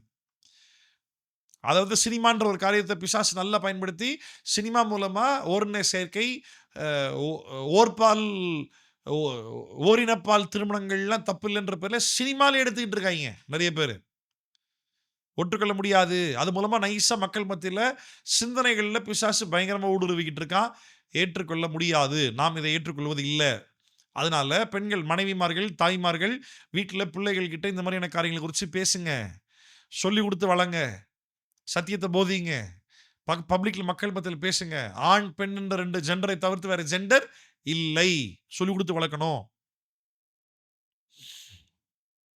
சரியா? எப்படி தீமோத்தேயுடைய மனைவி, தீமோத்தேயுடைய பாட்டி லோவிசாள், தாய் பாட்டி லோவிசாள், ஐநேக்கியாள் தாய், அவங்களுக்குள்ள அந்த விசுவாசம் எப்படி தீமோத்தேயுக்குள்ள வந்ததோ அப்படின்னு என்ன அர்த்தம்? என்னுடைய அடுத்த ஜெனரேஷன் முக்கியம். நான் வாழ்றதுக்கு பணம் முக்கியம். நான் வாழ்றதுக்கு எங்களுடைய தேவைகள் முக்கியம். அது என் வீட்டுக்காரர் பார்த்துக்குவார். அவர் வேலைக்கு போவார், சம்பாதிப்பார், அவர் எங்களை பார்த்துக்குவார். அவர் என்ன சம்பாதிக்கிறாரோ அதில் நாங்கள் வாழ்ந்தா எங்களுக்கு போதும் அப்படின்ற அந்த போதும் என்ற மனநிலையோடு, அப்புறம் மனைவியை என் வேலை என்ன, என் பிள்ளைகளுக்கு சத்தியத்தை போதிக்கணும். அடுத்த ஜெனரேஷன் பிள்ளைகள் நல்ல ஒரு கம்யூனிட்டியாக ஃபார்ம் ஆகணும். நல்ல ஒரு கலாச்சாரம், நல்ல சூழலை ஏற்படுத்தணும். அதில் முதல் மனைவிமார்கள் ஃபோக்கஸ் அதிகப்படுத்தணும். இது நீங்க சரியா செய்யலைன்னா கர்த்தர் உங்களை கேள்வி கேட்பாரு. சரியா? ஆமா. பாருங்க, தொடர்ந்து வாசிக்கலாம் நம்ம. தெய்வ பயத்தோட ஒருவருக்கு ஒருவர் கீழ்ப்படிந்திருங்கள். மனைவிகளே, கர்த்தருக்கு கீழ்ப்படிகிறது போல உங்கள் சொந்த புருஷருக்கு கீழ்ப்படிந்திருங்கள். கீழ்ப்படியுங்கள். கிறிஸ்து சபைக்கு தலையாயிருக்கிறது போல புருஷனும், நல்லா இந்த வார்த்தையில கவனிங்களேன். எபிரேய மொழி, கிரேக்க மொழியிலும் அப்படிதான் இருக்குது. தமிழ் அழகா கொடுக்கப்பட்டிருக்கு. புருஷன் தன் மனைவிக்கு தலையாயிருக்கிறான் இல்ல, புருஷன் இல்லாட்டி புருஷனும். என்ன வித்தியாசம்? இந்த வார்த்தைக்கு என்ன வித்தியாசம் சொல்லுங்க? புருஷன் என்ற தமிழ் வார்த்தைக்கும் புருஷனும் அப்படின்ற தமிழ் வார்த்தைக்கும் எப்படி டிஃபரன்ஷியேட் பண்ணுவீங்க? என்ன டிஃபரன்ஸ்? ஏன்னா இங்க புருஷன் மனைவிக்கு தலையா இருக்கான், அப்படி இல்ல புருஷனும் மனைவிக்கு தலையா இருக்கான் அப்படின்னா, புருஷனும் தமிழ் தமிழ் வார்த்தைக்கு மட்டும் டிஃபரன்ஸ் சொல்லுங்களேன். புருஷனும் என்ன டிஃபரன்ஸ் இதுல? கிறிஸ்து சபைக்குனால யாரை கம்பேர் பண்றாரு பாருங்க. First comparison husband wife compare பண்ணி பேசுறாரு. இந்த ஹஸ்பண்ட் ஒய்ஃப் கம்பேரிசன்ல இந்த ஃபேமிலியோட ஒழுக்கம் எப்படி வரும் அப்படின்னா காட்லி கம்பேரிசன்ல வருது. இப்போ நல்லா கவனிங்க, ஆண்டவர் தான் சபைக்கு தலை, ஆண்டவர் தான் எல்லாருக்கும் தலைவர். அதுல ஆண்டவர் தான் மனைவிமார்களுக்கும் தலை, பெண்களுக்கும் ஆண்டவர் தான் தலைவராக இருக்கிறாரு. இப்போ அது ஆண்டவர் மட்டும் தலைமைத்துவம் கொடுக்கல, ஆண்டவர் தம்முடைய தலைமைத்துவத்தை ஆண்களோடு பகிர்ந்து கொண்டிருக்கிறார், ஷேர் பண்ணிருக்கிறார். அங்கதான் ஆண்டவர் தலையா இருக்கிறாரு, புருஷனும் தலையா இருக்கிறான். அப்படின்னா ஆண்டவர் எந்த அளவுக்கு உங்க மேல அதிகாரம் செலுத்துகிறாரோ அதே அளவிற்கு உங்க மேல அதிகாரம் செலுத்துவதற்கு ஆண்களுக்கு அதிகாரம் உண்டு. அதுதான் பாயிண்ட். புருஷனும் அப்படின்னு சொல்லும் பொழுது ஆண்டவர் உள்ள ஆட் ஆகிறார். ஆண்டவரோடு கூட, ஆண்டவரை போல, ஆண்டவர் சபைக்கு தலையா இருக்கிறது போல புருஷனும் மனைவிக்கு தலையா இருக்கிறான். அவரே சரீரத்திற்கு இரட்சகராய் இருக்கிறார். ஆகையால் அதனால சபையானது கிறிஸ்துவுக்கு கீழ்ப்படிகிறது போல மனைவிகளும் தங்கள் சொந்த புருஷர்களுக்கு எந்த காரியத்திலேயும் கீழ்ப்படிந்திருக்க வேண்டும். ஒரே வார்த்தையில் முடிச்சிட்டார். மனைவிமார்கள் கவனிங்க, திஸ்ஸா தட்டான்ற கேள்வியே கிடையாது, விச் ஆர் வாட்ன்ற கொஸ்டினே கிடையாது. Just obey your husband unless and until that obedience does not contradict to the word of God. கர்த்தருடைய வார்த்தைக்கு முரண்பாடா இல்லாதது வரைக்கும் உன் புருஷன் சொல்ற எல்லா காரியத்திற்கும் கீழ்ப்படிய வேண்டும். சரியா? ஏன்னா இது சர்ச்சுக்கு எழுதுற லெட்டர். நம்ம 1 பேதுருல வாசிச்சோம்ல, சாராள் தன் ஆபிரகாமை ஆண்டவனே என்று அழைத்தாள். அந்த ஆண்டவன்ற வார்த்தை அடோனாய். அது வந்து இயேசுக்கு டைரக்டா பயன்படுத்தப்பட்டிருக்க வார்த்தை அடோனாய், தலைவர், மாஸ்டர்னு அர்த்தம். சரியான வார்த்தை மாஸ்டர்னு அர்த்தம். ஏன்னா அவ தெய்வ பக்தி உள்ள பெண்ணா இருந்தா. தெய்வ பக்தி உள்ள பெண்ணா இருக்கிற யாரா இருந்தாலும் தன் புருஷனுக்கு கீழ்ப்படிவார்கள். இப்ப அடுத்து புருஷர்கள் பத்தி பார்ப்போமா? புருஷர்கள் எப்படி இருக்கணும், அது ரொம்ப முக்கியம். கல்யாணம் பண்ண போறவங்க, கல்யாணம் பண்ணவங்க இருக்கிறீங்களா? இருந்தீங்கன்னா கவனிங்க நல்லா. ஆமா, புருஷர்கள் நல்லா கவனிக்கிறீங்களா? ஒரு பாயிண்ட் சொல்லிட்டா புருஷர்களுக்கு, நீ எந்த வெங்காயம் உரிச்சனால நீ குடும்பத்துக்கு தலைவர் ஆகல, நல்லா புரிஞ்சுக்கோ. ஆம்பளை பிறந்த ஒரே காரணத்தால நீ குடும்பத்துக்கு தலைவரா இருக்கிற. ஆண்கள் குடும்பத்தின் தலைவர்கள்னு சொல்லும் பொழுது you did not earn it, you are just gifted by it. ஆண்கள் குடும்பத்திற்கு தலைவர்கள்னு சொல்லும் பொழுது நீ ஏதோ பெருசா உழைச்சி சம்பாதிச்சு நான் பாத்தியா குடும்ப தலைவர் இல்லவே இல்லை. நீ ஆணா பிறந்த ஒரே காரணத்தாலே நீ குடும்ப தலைவரா இருக்கிற. அப்போ குடும்ப தலைவர் என்ற பொறுப்பு பிறப்பின் அடிப்படையில் உனக்கு வந்ததே தவிர உழைப்பின் அடிப்படையில் உனக்கு வரவே கிடையாது. அதனால இப்ப என்ன பண்ணணும் அப்படின்னு கேட்டீங்கன்னா, எனக்கு இது வேணும், எனக்கு அது வேணும், நான் இதை வாங்கணும், எனக்கு எதுவுமே இல்லை. ஆம்பளைங்க வந்துட்டு முதல்ல பொம்பளை மாதிரி புலம்புறதை நிப்பாட்டணும். முதல்ல பெண்கள் ஆண்கள் மேல் டிபெண்டா இருக்கிறபடினால ஆனா இன்னொரு விதத்துல ஆணும் பெண் மேல் டிபெண்டன்ட் தான் இருக்கிறான், இல்லைன்னு சொல்லல. 1 கொரிந்தியர் 11ஆம் அதிகாரத்துல வாசிக்கும்போது ஆரம்பத்திலே பவுல் சொல்லிறாரு, புருஷனிலிருந்து ஸ்திரீ தோன்றியது போல ஸ்திரீயிலிருந்தும் புருஷன் தோன்றுகிறான். இவ்விதமாய் தேவன் எல்லாத்தையும் சமத்துவப்படுத்தி இருக்கிறார். அப்போ அது ஒரு பக்கம் இருக்குது. ஆனா இங்க ஃபேமிலின்னு சொல்லும் பொழுது எல்லாருமே சொல்லு, மனைவிமார்கள் ஹஸ்பண்ட் மேல் டிபெண்டன்ட்டா இருக்கிறீங்களா, இல்ல ஹஸ்பண்ட்ஸ் மனைவி மேல் டிபெண்டன்ட்டா இருக்கிறீங்களா? Which is more? சொல்லுங்க, யாருனாலும் சொல்லலாம். மனைவிமார்கள் புருஷனை சார்ந்து வாழ்வது அதிகமா, இல்ல புருஷர்கள் மனைவிகளை சார்ந்து வாழ்வது அதிகமா? 2 பேருமே இன்டர் டிபெண்டன்ட் தான், நான் அதை மறுக்கவே கிடையாது. விச் இஸ் மோர்னு கேட்டுக்கிட்டு இருக்கிறேன். சோறு தின்றதுக்கு வாழ்ந்தான் அவனு, வேற வழி இல்ல. நான் சாப்பாடை பத்தி பேசல. மனைவி டிபெண்ட் பண்ணி இருக்கிறோம், இல்லைன்னு சொல்ல கிடையாது. நான் ஃபர்ஸ்டே சொல்லிட்டேன். நான் அதிகபட்சமா யார் யாரை சார்ந்து வாழுகிறார்கள்? சரி, இப்படி சொல்லுவோமே, நான் உனக்கு வாழ்க்கை கொடுத்தேன், இந்த டயலாக் யாரு சொல்லுவா? பெண்ணா ஆனா? அப்ப யார் யாரை டிபெண்ட் பண்ணி வாழ்றாங்க? Very good, correct. பெண்கள் ஆண்களை டிபெண்ட் பண்ணி வாழ்றாங்க, சரியா? இப்ப நல்லா கவனி. அதனால ஆண்கள் வந்துட்டு நீ ஒர்க் அவுட் பண்ணவே கிடையாது குடும்ப தலைவர் ஆகிறதுக்கு. ஆண்டவர் உன்னை ஆணாய் படைத்தபடினால அதுல நீ குவாலிஃபை ஆயிட்ட, நீ குடும்பத்து தலைவரா இருக்கிற அப்படின்ட்டு. அப்ப இப்ப இதுக்கு ஒரு எக்ஸாம்பிள் கூட நான் சொல்லணும் அப்படின்னா, இப்ப வந்துட்டு சரி இப்படி சொல்றேனே, எதன் அடிப்படையில பாஸ்டர் நீங்க சொல்றீங்க பெண்கள் தான் ஆணை டிபெண்ட் பண்ணி இருக்கிறாங்க, ஆண்கள் பெண்ணை டிபெண்ட் பண்ணி இல்ல, எதன் அடிப்படையில் இல்லை அப்படின்னு கேட்டீங்கன்னா ரொம்ப சிம்பிள். எப்படி சொல்லலாம்? பென்னி இருக்கிறியா? பென்னி எக்ஸாம்பிள் எடுத்துக்கலாம் இன்னைக்கு. பென்னி வந்துட்டு பஸ்ல போய்கிட்டு இருக்கிற, பஸ்ல ஒரு கலட் ஆயிடுச்சு, யாரோ வந்துட்டு வம்பிழுத்துட்டாங்க, ஆம்பளை பொம்பளை யாரோ வம்பிழுத்துட்டாங்க. பென்னி டக்குன்னு சொல்றான், இறா என் பொண்டாட்டி கூப்பிட்டு வரேன் போய் நானு அப்படின்னா எப்படி இருக்கும்? சொல்வியா அப்படி பென்னி? என்னப்பா எல்லாம் உங்க மனைவியை சார்ந்துதான் இருக்கிறீங்க, அப்புறம் ஏன் சொல்ல மாட்டீங்க? மனைவி இப்ப யார் யாரெல்லாம் என் மனைவியை நான் சார்ந்துதான் இருக்கிறேன்னு சொன்னீங்களோ அவங்கெல்லாம் இந்த கேள்விக்கு பதில் சொல்லுங்க. ரோட்ல போகும்போது கலெக்ட் ஆயிடுச்சு, பஸ்ல போகும்போது கலெக்ட் ஆயிடுச்சு, நான் உங்களை சும்மா விட மாட்டேன்டா, நம்ம என் பொண்டாட்டி கூப்பிட்டு வரேன் பாடுறா நீ அப்படின்னா சொல்லுவீங்களா?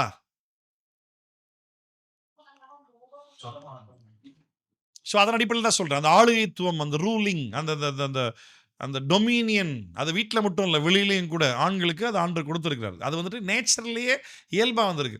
நல்லா கவனிங்க, குட்டி குழந்தைங்க, ஆம்பளை பிள்ளை பொம்பளை பிள்ளை, அது ஆம்பளை பிள்ளை குட்டியாக இருக்கும்போதே இன்னும் அது பேசக்கூட ஆரம்பிக்கல, அது ஆட்டோமேட்டிக்காக கன்று தான் பிடிக்குது, கார் தான் பிடிக்குது, பைக்கு தான் பிடிக்குது, இல்லை அந்த சூப்பர்மேன் டாய்ஸ் தான், அதெல்லாம் தான் பிடிக்குது.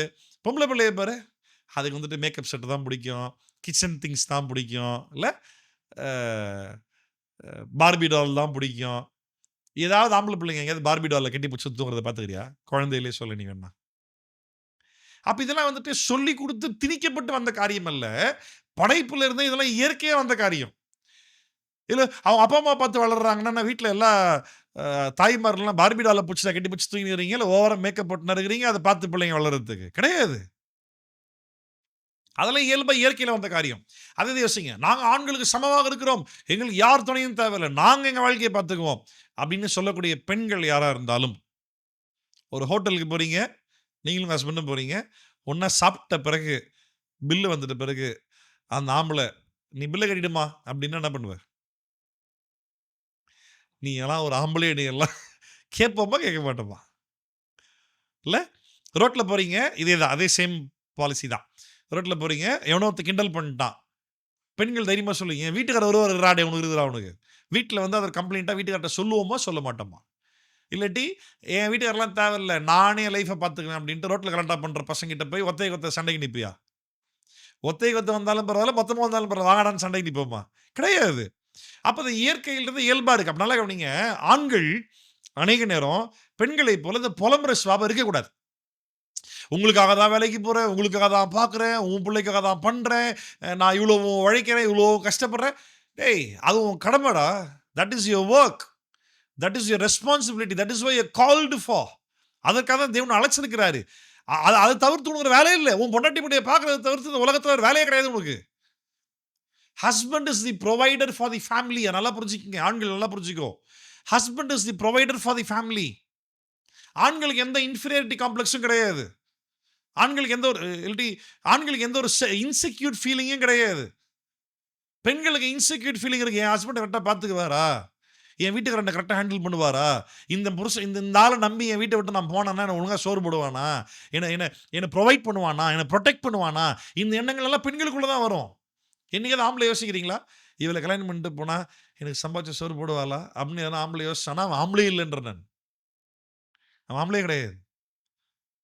ஒர்க் ரோலே மாறுது. ஆனா அப்படி ஆண்கள் நீங்க சமுதாயத்தில் இருக்காங்களா? இருக்காங்க. ரீசெண்டா ஒரு தம்பி மீட் பண்ணேன். அவனோட ஃப்ரெண்ட்னு சொல்லி சொன்னான். ஆனா என் ஃப்ரெண்ட் ஒருத்தன் இருக்கானே, அவன் வந்துட்டு வேலைக்கும் போக மாட்டேங்கிறான். அவனுக்கு கல்யாணம் பண்ணுமாமா. டேய் வேலைக்கு போகாம எப்படிடா கல்யாணம் பண்ண முடியும்? எப்படிடா பொண்ணு பார்க்க முடியும்? பொண்ணு கேட்டா மாப்பிள்ளை என்ன வேலை செய்யணும்னு கேட்பாங்களா கேட்க மாட்டாங்களா அப்படின்னா, இல்ல நல்ல ஒரு நர்ஸ் படிச்ச பொண்ணா வேணுமாமா. இவங்க தான் அந்த பொண்ணை வேலைக்கு விட்டுக்கிட்டு போய் கூட்டு வருவானாமா. அந்த பொண்ணு சம்பாதிக்குமாமா, வீட்டில் இருப்பானாமா. அப்படி எதிர்பார்க்கறானா அப்படின்றான். நான் கேட்டேன், நான் சொன்னேன் அவன் ஆம்பளே இல்ல, அவனுக்கு கல்யாணமே வேணாம்னு சொல்லு அப்படின்னு. எப்படி இருக்காங்க ப்ரோ உலகத்துல? இது வந்துட்டு இப்படியும் ஆண்கள் இருக்காங்கன்னு சொல்றது எக்செப்ஷனல் கேசஸ். மெஜாரிட்டி அப்படி கிடையாது. இயல்பாவே இயற்கையோட கிடையாது. அப்ப நல்லா கவனி. என்ன அப்படின்னா, ஆண்கள் ஆண்கள் எல்லாருமே கவனிங்க. கல்யாணம் பண்ண போறவன், கல்யாணம் பண்ணவன் எல்லாருமே கவனி. எனக்கு என் தேவைகளுக்கு எதுவுமே பத்தலையே, என் பொண்டாட்டி பிள்ளைக்கே சரியா போகுதே, அந்த யோசனை வரக்கூடாது. That is your responsibility. சபையானதை கிறிஸ்து எந்த அளவுக்கு அதிகமா நேசித்து, எந்த அளவுக்கு நேசித்திருந்திருந்தால் தன்னையே தன் ஜீவன் என்றும் பாராமல் தன் ஜீவனே கொடுத்தார்ல, அதே போல புருஷனானவன் கிறிஸ்துவோடு கூட தன் மனைவியை ஆளுகை செய்யக்கூடிய, மனைவிக்கு குடும்பத்திற்கு தலையாய் இருக்கிறான். அதை தேவனது பொறுப்பை கொடுத்திருக்கிறார் அப்படின்னா, எனக்கு பத்தல, எனக்கு இல்ல, உங்களுக்காக தான் வேலைக்கு போறேன், என்ன பிரயோஜனம் போய் என்னத்தை கண்டேன், இந்த புலம்பலே இருக்கக்கூடாது, எனக்கு எதுவுமே இல்லைனாலும் பரவாயில்ல, என் மனைவி என் பிள்ளைகள் சந்தோஷமா இருக்கணும்னு நினைக்கிறவன் மட்டும்தான் உண்மையான ஆம்பளை. இது ஆம்பளைன்னு உலக பிரகாரமா நான் சொல்லல. எ ரைட்ஃபுல் பிப்ளிக்கல் மேன் இவன் தான். இப்படி இருந்தா தான். புரியுதா உங்களுக்கு? ஏன்னா ஆண்கள் குடும்பத்திற்கு தலைவர்கள் அப்படின்னு சம்பாதிச்செல்லாம் வாங்கல. பிறப்பின் அடிப்படையில் ஈஸியா வந்துருச்சு. அப்ப அதை தொடர்ந்து வேலை செய்யறது தான் அவன் வேலை. இன்னும் சொல்ல போனா நம்ம அரசாங்கமும் நாடும் கண்ட்ரிய நல்லபடியாய் நடத்தியிருந்தாங்க அப்படின்னா, இங்க 2 பேர் வேலைக்கு போனாதான் வாழ முடியும் அப்படின்ற அந்த சூழ்நிலை வந்திருக்கவே கூடாது நம்ம நாட்டுல. 2 பேர் வேலைக்கு போனாதாங்க சமாளிக்க முடியுது. அந்த லெவலுக்கு நம்ம நாடு வந்துருச்சுன்னா, நம்ம அரசாங்கம் சரியா நம்ம அரசியல் பண்ணல, மனிதர்கள சரியா ஆட்சி பண்ணல அப்படின்றது அர்த்தம். நம்ம நாடு நாட்டை ஒழுங்காய் ஆட்சி செஞ்சது அப்படின்னா, one man earning is more then important for one family. ஆமா. இப்ப 2 பேர் வேலைக்கு போறேன்ற காரணத்தால போங்க. வேணாம்னு சொல்ல கிடையாது. நீங்கலாம் வேலைக்கு போகக்கூடாது அப்படின்னா, பெண்கள் இதெல்லாம் பண்ணவே கூடாது அப்படிலாம் இல்ல. கர்த்தருக்குள்ள எல்லாம் ஒரே மாரி தான் இருக்கிறோம். தாராளமா பண்ணலாம். தப்பே கிடையாது. ஆனா, உங்களுடைய பிரைமரியான பர்ப்பஸ நீங்க இழந்துட்டு, நான் இதெல்லாம் அச்சீவ் பண்ணேன்னு சொல்றனால யாருக்கு என்ன லாபம் இங்க? என் பிள்ளைகளை அடுத்த சமுதாயத்தின் தலைமுறையாய் சமுதாயமாவே இருக்க போறாங்க.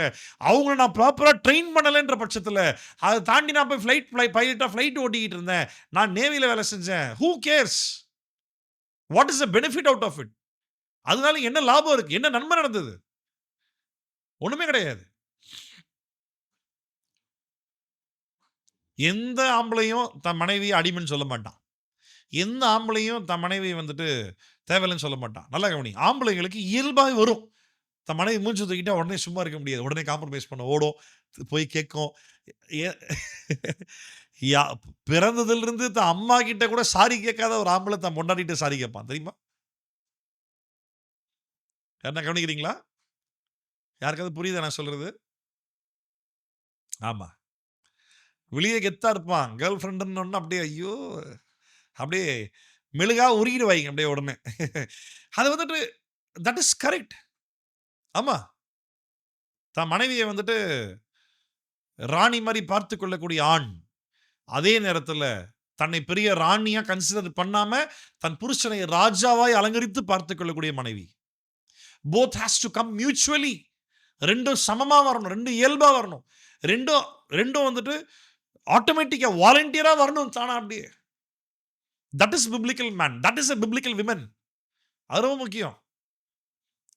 கிறிஸ்து சபை நேசிக்கிறது போல கவனிங்க. ஆகையால் சபையானது கிறிஸ்துவுக்கு கீழ்ப்படுகிறது போல மனைவிகளும் தங்கள் சொந்த புருஷர்களுக்கு எந்த காரியத்திலும் கீழ்ப்படிந்து இருக்க வேண்டும். புருஷர்களே, உங்கள் மனைவிகளில் அன்பு கூறுங்கள். அப்படியே கிறிஸ்துவும் சபையில் அன்பு கூர்ந்து தாம் அதை திருவசனத்தை கொண்டு தண்ணீர் முழுக்கினால் சுத்திகரித்து பரிசுத்தமாக்குகிறதற்கும் கரைதரை முதலானவைகள் ஒன்றும் இல்லாமல் பரிசுத்தமும் பிழையற்றதுமான மகிமையுள்ள சபையாக அதை தமக்கு முன் நிறுத்திக் கொள்கிறதற்கு தம்மை தாமே அதற்கு ஒப்பு கொடுத்தார். நல்லா கவனி, இங்க ஆம்பளைங்களுக்கு ஒரு ரோல் எக்ஸ்ட்ரா வருது. பெண்கள் அனைவரும் நினைக்கிறீங்கல்ல, நானும் வேலைக்கு போறேன், வீட்டில் பாத்திரம் கழுவுறேன், சமைக்கிறேன், பிள்ளைகளை பார்த்துக்கிறேன், குளிக்க வைக்கிறேன், துணி துவைக்கிறேன், காய போடுறேன், மடிச்சு வைக்கிறேன், எவ்வளோ வேலை நான் ஒரு நாளைக்கு செய்கிறேன், நான் இல்லை எவ்வளோ கஷ்டம் தெரியுமா? அது கஷ்டமா? ஆமாம் கஷ்டம் தான், இல்லைன்னு சொல்லவே கிடையாது. ஆனால் அதிகமாக கஷ்டம் எது தெரியுமா? அதிகமான கஷ்டம் எது தெரியுமா? பலவீனமான ஒரு பெண்கள், பலவீன பாண்டங்கள், அதை வந்துட்டு அந்த பலவீனமான பெண்களை வந்துட்டு ஒரு ஆண் தனக்கு ஈக்குவல்னு அக்செப்ட் பண்றான் பார்த்தீங்களா? That is very tough. யாரால மட்டும் முடியும் தெரியுமா? நான் ஃபர்ஸ்டே சொன்ன மாதிரி சாராள் ஆபிரகாமை ஆண்டவன் என்று அழைத்தாள். ஏன் தெரியுமா? ஏன்னா அவ தெய்வ பக்தி உள்ள பெண்ணா இருந்தா. அந்த மாதிரியான பெண்களால் மட்டும்தான் தன் கணவனை கிறிஸ்துவை போல பார்க்க முடியும். அதே போல கிறிஸ்து இயேசுக்குள் இருக்கக்கூடிய தெய்வ பக்தியோடு இருக்கக்கூடிய ஒரு ஆணால மட்டும்தான் தன் மனைவியை அப்படியாய் பராமரிக்க முடியும், இல்லாட்டி முடியாது. ஒரு பலவீன பாண்டம் தெரிஞ்சும் தன் மனைவியை அக்செப்ட் பண்ண முடியுது பார்த்தீங்களா? அதுதான் டஃப் இருக்கிறதுலையே. பெண்கள் பலவீன பாண்டங்கள்ன்ற பேர் நிறைய மிஸ் பண்ணுவாங்க.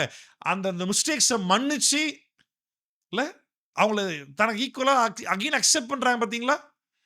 அது ரொம்ப டஃப் ஆக்சுவலா. அது பத்தாத குறைக்கு இப்ப இங்க என்ன சொல்ல பாருங்க, அந்த கம்பேரிசன் பாருங்க.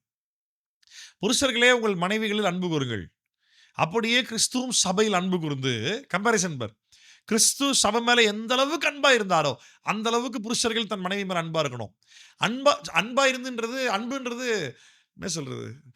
நான் ஒரு எக்ஸாம்பிள் சொன்னேன், ஞாபகம் இருக்கா? நான் வந்துட்டு எப்பவுமே பிஸியாவே இருந்துட்டு என் மனைவியோட டைம் ஸ்பெண்ட் பண்ணாம, ஒழுங்கா பேசாம, செய்ய வேண்டிய கடமைகள் ஒன்று பேரில் வாசிக்கிற மாதிரி செய்ய வேண்டிய கடமைகள் எதுவும் ப்ராப்பராக செய்யாம டெய்லி வந்துட்டு மா I love you so much மா அப்படின்ட்டு டெய்லி சொல்லினே இருந்தா அது பேர் லவ்வா? அது பேர் லவ்வா? அது அன்பா? கிடையாது. அந்த அன்புன்றது கிறிஸ்து சபை நேசித்தார். என்ன பண்ணாராம் பாரு. அதே போல புருஷனும் தன் மனைவி நேசிக்கிற அப்படின்னால இதை பண்ணணும்னு சொல்லி வசனம் சொல்லுது. இதை பண்ணணும்னு சொல்லி வசனம் சொல்லுது. எப்படிங்க? என்ன பண்ணாராம் இயேசு? தாம் யார்? இயேசு தாம் அதை எதை? சபையை திருவசனத்தை கொண்டு தண்ணீர் முழுக்கினால் சுத்திகரித்து. இது வந்து பேப்டிசம்காக பயன்படுத்த முடியாது. தண்ணீர் முழுக்கினால் சுத்திகரித்து அப்படின்றது பேப்டிசம்காக பயன்படுத்த முடியாது. பேப்டிசம்னால ஒரு சுத்திகரிப்பு நடக்குது கிடையவே கிடையாது. தண்ணீர் என்பது சுத்திகரிப்பை குறிக்கிறது. தண்ணீர்ல மூழ்கி எழுந்துகிறவன் முழுமையாய் நனையும் பொழுது ஒரு கிளென்சிங் ப்ராசஸ்ல ஷவர்ல போயிட்டு குளிக்கிறோம்ல, தண்ணியை தூக்கி மேலே ஊற்றி ஃபுல்லாக குளிக்கிறோம்ல, என்ன ஆகுது? அப்போ ஆட்டோமேட்டிக்காவே உடம்புல இருக்க அழுக்கெல்லாம் போகுது, அவ்வளவுதான். அதே போல தண்ணீரில் மூழ்கி எழுவதால் ஒரு சுத்தம் உண்டாகுது பத்தியா?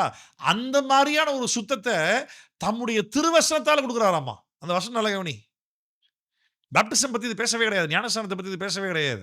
நிறைய பேர் பேப்டிஸ்மல் ரீஜெனரேஷனுக்காக இந்த வசனத்தை பயன்படுத்துறாங்க. அப்படின்னா ஞானஸ்நானத்தின் மூலமாக ஒரு சுத்திகரிப்பு உண்டாகுது. அதனாலதான் இன்னைக்கு அநேக பெந்தேகோஸ்தே சபைகள் ஞானஸ்நானம் எடுக்கலன்னா பரலோகம் போக மாட்டேன்னு பேசிக்கிட்டு இருக்காங்க. அப்படி ஒரு வசனம் கூட பைபிள் இல்லவே இல்லை. ஒரு வசனம், ஒரு உபதேசம் கூட பைபிள் அப்படி கிடையாது. ஞானஸ்நானம் எடுத்தாதான் பரலோகம் போவேன்னு ஒரு வசனம் இருந்ததுன்னா அப்போ யாரும் கஷ்டப்பட தேவையில்லையே. எல்லாருக்கும் தண்ணியில் குட்டி முக்கி தூக்கிடலாமே, பரலோகம் போயிடுவாங்கல்ல. பரலோகம் என்பது உன் கிரியையில் கிடைக்கக்கூடிய காரியம் கிடையாது. பரலோகம் என்பது கிருபையாய் இயேசு இலவசமாய் தருகிற காரியம். இது வந்து இந்த வசனம் வந்துட்டு தாம் அதை திருவசனத்தை கொண்டு, அப்படின்னா தண்ணீரை கொண்டு சுத்திகரித்தார் அப்படின்னா ஞானஸ்நானமா இருக்குமோ அப்படின்னு யோசிக்கலாம். ஆனா தண்ணீரை கொண்டு சுத்திகரிக்கல, தண்ணியில சுத்திகரிக்கப்படுறோம் பத்தியா, தண்ணியில சுத்தமாகறோம் பத்தியா, குளிக்கிறனால சுத்தமாகறோம் பத்தியா, அந்த குளிச்சா நீ எப்படி முழுமையாய் சுத்தமாவியோ அதே போல தம்முடைய வசனத்தை கொண்டு அவர் உன்னை சுத்திகரிக்கிறார். யோவான் 5ஆம் அதிகாரம் ஞாபகம் இருக்கா? இயேசு சொல்லுவார்ல, நீங்கள் என் வார்த்தைகளை நீங்கள் கேட்டதினால் சுத்தமானீர்கள். அதேதான் இங்க பவுல் எழுதுறார். தாம் இயேசு சபையை திருவசனத்தை கொண்டு தண்ணீர் முழுக்கினால் சுத்திகரித்து, cleansing her by the washing with water through the word. washing with water through the word. வார்த்தையினால் தண்ணீரை கொண்டு சுத்திகரிக்கிறார். இல்லாட்டி தண்ணீர் சுத்திகரிப்பை போல தம்முடைய வார்த்தையினால் சுத்திகரிக்கிறார். சுத்திகரித்து பரிசுத்தமாக்குகிறதற்கும் கரைதிரை முதலானவைகள் ஒன்றும் இல்லாமல் பரிசுத்தமும் பிழையற்றதுமான மகிமையுள்ள சபையாக அதை தமக்கு முன் நிறுத்திக் கொள்வதற்கு தம்மை தாமே அதற்காக ஒப்பு கொடுத்தார். இப்ப நல்லா கவனிங்க, முக்கியமான பாயிண்ட், நல்லா கவனிங்க. மனைவிமார்கள் பிள்ளைகளுக்கு சாப்பாடு செஞ்சு சோறு ஊட்டி, அப்பா வருவாரு, கவனமாரு, அதை செய்யாது, இதை செய்யணும், அந்த அரவணைப்பு, அன்பு, பராமரிப்பு, பாசம், கேர், அதெல்லாம் நரிஷ்மெண்ட், இதெல்லாமே அம்மா பண்ணிக்கிட்டு இருப்பாங்க. இது பத்தாத குறைக்கு இயேசுவை பற்றியான எல்லாத்தையும் அம்மா பிள்ளைகளை சொல்லிக் கொடுக்கணும். இப்ப அப்பா என்ன பண்ணுவார் தெரியுமா? அப்பா தன் மனைவியும் தன் பிள்ளைகளுக்கும் தேவைப்படுற எல்லா கரெக்ஷன்ஸும் சொல்லிக் கொடுப்பார். இப்போ நல்லா கவனி, இது முக்கியமான விஷயம் அப்படின்னா, திருவசனத்தை கொண்டு தண்ணீர் முழுக்கினால் சுத்திகரித்து அவளை கிளீன் பண்ணி கிளென்ஸ் பண்ணி அவளை பரிசுத்தப்படுத்தி எந்த ஒரு கரையும் இல்லாம அவளை பரிசுத்தமா மகிமையா தூய்மையா தமக்கு முன்பாக நிறுத்திக் கொள்வதற்கு தம்மையே ஒப்பு கொடுத்தார். அதே போல ஆண்கள் இருக்கணுமா, புருஷன் இருக்கணுமா. புருஷன் எந்த அளவுக்கு இருக்கணும்? என் மனைவி செய்யக்கூடிய மிஸ்டேக்ஸை வெளியே போய் பேசிட்டு இருக்கிறது இல்லை புருஷன் வேலை. இந்த ஒரு எக்ஸாம்பிள் கரெக்டாக பதில் சொல்லுங்க. புருஷர்களை பற்றி தன் மனைவிமார்கள் தான் ஃப்ரெண்ட்ஸ் கூட டிஸ்கஸ் பண்ணுறது அதிகமா, மனைவியை பற்றி புருஷர்மார்கள் தான் ஃப்ரெண்ட்ஸ் கூட டிஸ்கஸ் பண்ணுறது அதிகமா? உங்கள் அனுபவத்தில் இந்த சமுதாயத்தில் நீங்கள் தான் அதிகமாக பார்த்துருக்கீங்க. புருஷர்கள் ஒருபோது செய்ய மாட்டாங்க. அப்படி ஒருவேளை யாருன்னா செஞ்சீங்கன்னா ப்ளீஸ் ஸ்டாப் இட். அது ஆண்களுக்குரிய இயற்கையாகவே படைப்புலேயே அந்த தன்மை கிடையவே கிடையாது. இட் இஸ் நெவர் தேர். எங்கேயாவது அப்பா அம்மார்கள் பிள்ளைகள் கிட்ட உங்க ஆத்தா சரியில்லடான்னு சொல்லி கொடுத்து வளர்க்குறாங்க. ஆனால் அம்மா அம்மார்கள் என்ன பண்ணுவாங்க? வளர்ந்து வரோம், வயசாகுது, பிள்ளைங்க தலையெடுத்துருச்சு, இனிமேல் இந்த ஆள் நம்பி பிரயோஜனம் இல்லை, பிள்ளைகள் தான் பார்த்துக்கணும். ஸோ அம்மா அம்மார்கள் அன்புன்ற பேர்லையோ ஏதோ ஒரு விதங்களில் பிள்ளைகள் கிட்ட ஒரு சாஃப்ட் கார்னர் ஆட்டோமேட்டிக்காக கிரியேட் பண்ணி வச்சுருவாங்க. அது டிஃபால்ட் அப்பா அம்மார்களுக்கு வரவே வராது. அதுவும் ஆம்பளை பிள்ளைங்க டீனேஜ் அந்த ஏஜ் வரும்பொழுது அப்பாவுக்கும் பிள்ளைகளுக்கு தான் அங்கே பெரிய டக் ஆஃப் ஆர் போய்கிட்டு இருக்கோம். அம்மா ஒரு மீடியேட்டர் மாதிரி சமாதானப்படுத்துகிற மாதிரி சமாதானப்படுத்தி womens will always try to win their childrens. நல்லா கவனிங்க, மனைவிமார்கள் சாகிற வரைக்கும் புருஷங்க தான் சப்போர்ட்டாக நிற்கணும் கூட. ஏன்னா நீங்கள் பெற்றெடுத்த பிள்ளைகள் உங்கள் லைஃப் பார்ட்னர் கிடையாது, உங்கள் ஹஸ்பண்ட்ஸ் தான் உங்கள் லைஃப் பார்ட்னர். நான் அதை லிடியா, என் பொண்ணு லிடியாகிட்டே பல முறை சொல்லிட்டேன். Lydia, daddy loves you so much, but I love mummy first. நான் ஒரு முறை சொன்னேன், நீ ஹர்ட் ஆக வேண்டாம், I love you so much but mummy is first. நான் பல முறை சொல்லியிருக்கேன். ஏன்னா இதெல்லாம் நான் பிள்ளைகளுக்கு வீட்டில் எடுக்கிற கிளாஸஸ் டீச்சிங்ஸ் ரெகுலராக பண்ணுறதில்ல. எப்போல்லாம் ஞாபகம் வருதோ அப்போல்லாம் சொல்லுவேன். நான் எழுதி வச்சு டெய்லியாக ஒப்பிச்சிக்கிட்டு இருக்க முடியும் பிள்ளைங்க கிட்ட? ஆமாம். When ever I get remembered I tell this to my children. அப்போ என்ன அப்படின்னா, இங்கே மனைவிமார்கள் பிள்ளைகளை பெற்றெடுத்து வீட்டில் ரெஸ்ட் எடுத்து வீட்டில் ஒர்க்கம் பண்ணி ஹஸ்பண்டை பராமரித்து பாதுகாத்து, husband is the provider, wife is the supporter. மறக்கவே மறக்காத. If there is no providence you can not support. வருமானம் இல்லாமல் எந்த ஒரு உதவியும் செய்ய முடியாது. கரெக்டாக? ஸோ ஆண்கள் வருமானத்தை இயக்குகிறார்கள் சொல்லும் பொழுது பெண்கள் அந்த வருமானத்தை ப்ராப்பராக டிஸ்ட்ரிபியூட் பண்ணுறாங்க, ஹேண்டில் பண்ணுறாங்க, ப்ராப்பராக எக்ஸ்பென்ஸ் பண்ணுறாங்க, அதை ப்ராப்பராக சேனலைஸ் பண்ணுறாங்க, அதை சரியான விதத்தில் அவங்க ஹேண்டில் பண்ணுறாங்க. ஸோ பிள்ளைகளை வளர்த்து பிள்ளைகளை ஸ்கூலுக்கு அனுப்பி மானிட்டர் பண்ணி அதை ப்ராப்பராக ஹஸ்பண்ட் கிட்ட ஒரு ரிப்போர்ட் கொடுத்தேங்க, இந்த மாதிரி அவன் பண்ணுறாங்க, இந்த மாதிரி அவன் பண்ணுறாங்க, நான் பார்த்தேங்க, பேசுங்க அப்படின்னு சொல்லி கொடுத்து அதை போட்டு கொடுக்குறது இல்லை. ஹஸ்பண்ட் கிட்ட ரிப்போர்ட் ஷேர் பண்ணி அப்பா கிட்ட சொல்லி பிள்ளைகளுக்கு ஒரு கண்டிப்பை உணர்த்தி சொல்லி கொடுத்து. இல்லை ஹஸ்பண்ட்ஸ் என்ன பண்ணுவாங்க, மனைவியை பற்றி ஐயா வீட்டுக்கு போனால் அவ்வளோ சின்ன ஒரே டார்ச்சர் மச்சி ஒரே தொல்லடாப்பா பண்ணிட்டா பாரு, சொல்லி நேரம் ஃபோன் பண்ணிட்டா பத்தியா. இல்லை அது உலகத்தான் பேசுகிற பாஷை. கிறிஸ்தவர்களாக நமக்கு அந்த ஒரு மென்டாலிட்டியே கிடையாதுன்றது முதல்ல புரிஞ்சுக்குங்க. அந்த மென்டாலிட்டி கிறிஸ்தவர்கள் இருக்கவே கூடாது, இருக்கவே கூடாது, வாய்ப்பே கிடையாது. என் மனைவியை நான் கரெக்ஷன் பண்ணுவேன். ஒரு முறை எங்கள் அப்பாவை எதிர்த்து நான் பேசினேன். உங்களுக்கு ஏதாவது சொல்லணும்னு தோணுச்சா நீங்கள் என்கிட்ட சொல்லுங்கள், என் மனைவியை நான் கரெக்ஷன் பண்ணுவேன், என்ன நீங்கள் கரெக்ஷன் பண்ணுங்க, இங்கே கரெக்ஷன் பண்ணிட்டு இருக்க தேவையில்லை அப்படின்னா ஜென்ரலாக பேசலாம், அன்பாக பேசலாம், ஃபேமிலின்ற பேரில் டிஸ்கஸ் பண்ணலாம், நார்மலாக கம்யூனிகேட் பண்ணலாம், அது ஒரு தப்பும் கிடையாது. ஆனால் என்னுடைய மனைவியை நான் கரெக்ஷன் பண்ணுவேன், டோன்ட் டூ திஸ், நான் கரெக்ஷன் பண்ணுவேன், வேற யாரையும் கரெக்ஷன் பண்ண அலோவ் பண்ண மாட்டேனே, வாய்ப்பே கிடையாது. எனக்கு தெரியும் ஒரு biblically as a man how I should be அப்படின்றது நல்லா தெரியும் எனக்கு, நல்லா தெரியும் எனக்கு. அப்போ நல்லா கவனிங்க, இயேசு திருவசனத்தை கொண்டு தண்ணீர் முழுக்கினால் சுத்திகரித்து சபையை சுத்திகரித்து பரிசுத்தமாக்கி கரைதுறை முதலானவைகள் ஒன்றும் இல்லாமல் பரிசுத்தமும் பிழையே இல்லாத மகிமையான சபையாக அதை தமக்கு முன் நிறுத்திக் கொள்வதற்கு தம்மை தாமே அதற்காக ஒப்பு கொடுத்தார். அப்ப நல்லா கவனி, ஹஸ்பண்டுடைய ஒரே ஒரு ரோல், அது 2 ரோல், வேலைக்கு போறது மட்டும் கிடையாது. சம்பாதிச்சு பணத்த குடுத்துட்டு, அவ்வளவுதான் பணத்த குடுத்துட்டேன்ல, பார்த்துக்கோ நீ குடும்பத்த. அது இல்ல ஹஸ்பண்டுடைய வேலை. ஹஸ்பண்டுடைய வேலை தன் மனைவிகளுக்காக, பிள்ளைகளுக்காக புரொவைட் பண்ணணும். அதே நேரத்துல தனக்கு ஏற்ற விதத்துல தன் மனைவி, பிள்ளைகள வளர்க்கணும். நல்லா கவனி. Every husband has to disciple his own wife. உங்கள விட உங்க மனைவிக்கு பைபிள் நெறைய தெரிஞ்சிருந்திருக்கலாம். உங்களோட உங்க மனைவிக்கு மெமரி பவர் நெறைய இருக்கலாம். உங்களோட உங்க மனைவி அழகா இருக்கலாம். உங்களோட உங்க மனைவி அதிகமா படிச்சவங்களா இருக்கலாம். உங்களோட உங்க மனைவி சொசைட்டில பெரிய இடத்துல வந்தவங்களா இருக்கலாம். But never miss to disciple your wife. உங்க மனைவிய சீஷராக்குவதில நீங்க தான் முதல் ஆளா நிக்கணும். சீஷராக்குவதை, உங்கள் மனைவியை சீஷராக்குவத ஒருபோதும் மிஸ் பண்ணாதீங்க. கவனிங்க 1 பீட்டர் 3:7. 1 பேதுரு 3:7. கவனிக்கிறீங்களா? 1 பேதுரு 3:7 பாருங்க. அந்தபடி புருஷர்களே, மனைவியானவள் பலவீன பாண்டமா இருக்கிறபடியினால், உங்கள் ஜெபங்களுக்கு தடை வராதபடிக்கு, நீங்கள் விவேகத்தோடே அவர்களுடனே வாழ்ந்து, இந்த வார்த்தை நல்லா கவனி. உங்களுடனே கூட அவர்களும் நித்திய ஜீவனாகிய கிருபையை சுதந்தரித்துக் கொள்ளுகிறவர்களானபடியினால், அவர்களுக்கு செய்ய வேண்டிய கணத்தை செய்யுங்கள். எப்படி ஏவாள் ஆரம்பத்துல ஏமாந்து போனாலோ, அதே போல எல்லா பெண்களும் ஏமாறுவதற்கு 100% வாய்ப்பு இருக்குது. உன் மனைவி ஏமாறக்கூடாது அப்படின்னா, உன் மனைவி விட்டு நீ பிரியக்கூடாது. ஏன்னா பவுல் வந்து போதிக்கும்போது சொல்றாரு, விபச்சார முகாந்திரம் இருந்தால் ஒழிய இயேசு சொல்றாரு, விபச்சார முகாந்திரம் இருந்தால் ஒழிய மனைவியை தள்ளி விடுதல் ஆகாது. அப்படி விபச்சார முகாந்திரம் இல்லாம தன் மனைவியை யாருன்னா ஒருத்தர் டிவோர்ஸ் பண்றான் அப்படின்னா, அவளை விபச்சாரம் பண்ண வைக்கிறவனா இருக்கிறான். என்ன அர்த்தம் அப்படின்னா, பெண்கள் எப்பவுமே ஒரு அன்புக்காக ஏங்கி நிற்பாங்க. என்னை யாருன்னா கரெக்டாக ஹேண்டில் பண்ண மாட்டாங்களா, கரெக்டாக எனக்கு என்னை ரெஸ்பான்ஸ் பண்ண மாட்டாங்களா, என்னை கரெக்டாக விசாரிக்க மாட்டாங்களா, எனக்கு கரெக்டான டைம் என் கூட ஸ்பெண்ட் பண்ண மாட்டாங்களா அப்படின்ற அந்த ஒரு எதிர்பார்ப்பு, என்ன சிம்பிளாக சொல்ல போனால் என்னை கரெக்டாக பார்த்துக்குவாங்களா, அந்த அந்த இன்செக்யூர் ஃபீல்டில் என்னை யாருன்னா ஒருத்தர் டேக் கேர் பண்ணிக்குவாங்களா அப்படின்ற எப்பவுமே இருந்துகிட்டே இருக்கும். அப்போ சொந்த குடும்பத்தில் தன் கணவன்மார்கள் மனைவிகள் கிட்ட இல்லற வாழ்க்கையை வாழ்ந்து பழகியாச்சு, பிள்ளையை பெற்றாச்சு, ரொம்ப வருஷம் ஒன்றா ட்ராவல் பண்ணி பழகியாச்சு. என்னென்ன புதுசாக இது நம்ம கல்ச்சரில் இது டைலாக் வச்சுருக்கீங்க. என்ன புதுசாக கல்யாணம் பண்ணி வந்திருக்கோம், 10 வருஷம் ஒன்றா வாழ்ந்துருக்கோம், அப்புறம் என்ன? இது ரொம்ப ஈஸியாக சொல்லிடுறாங்க.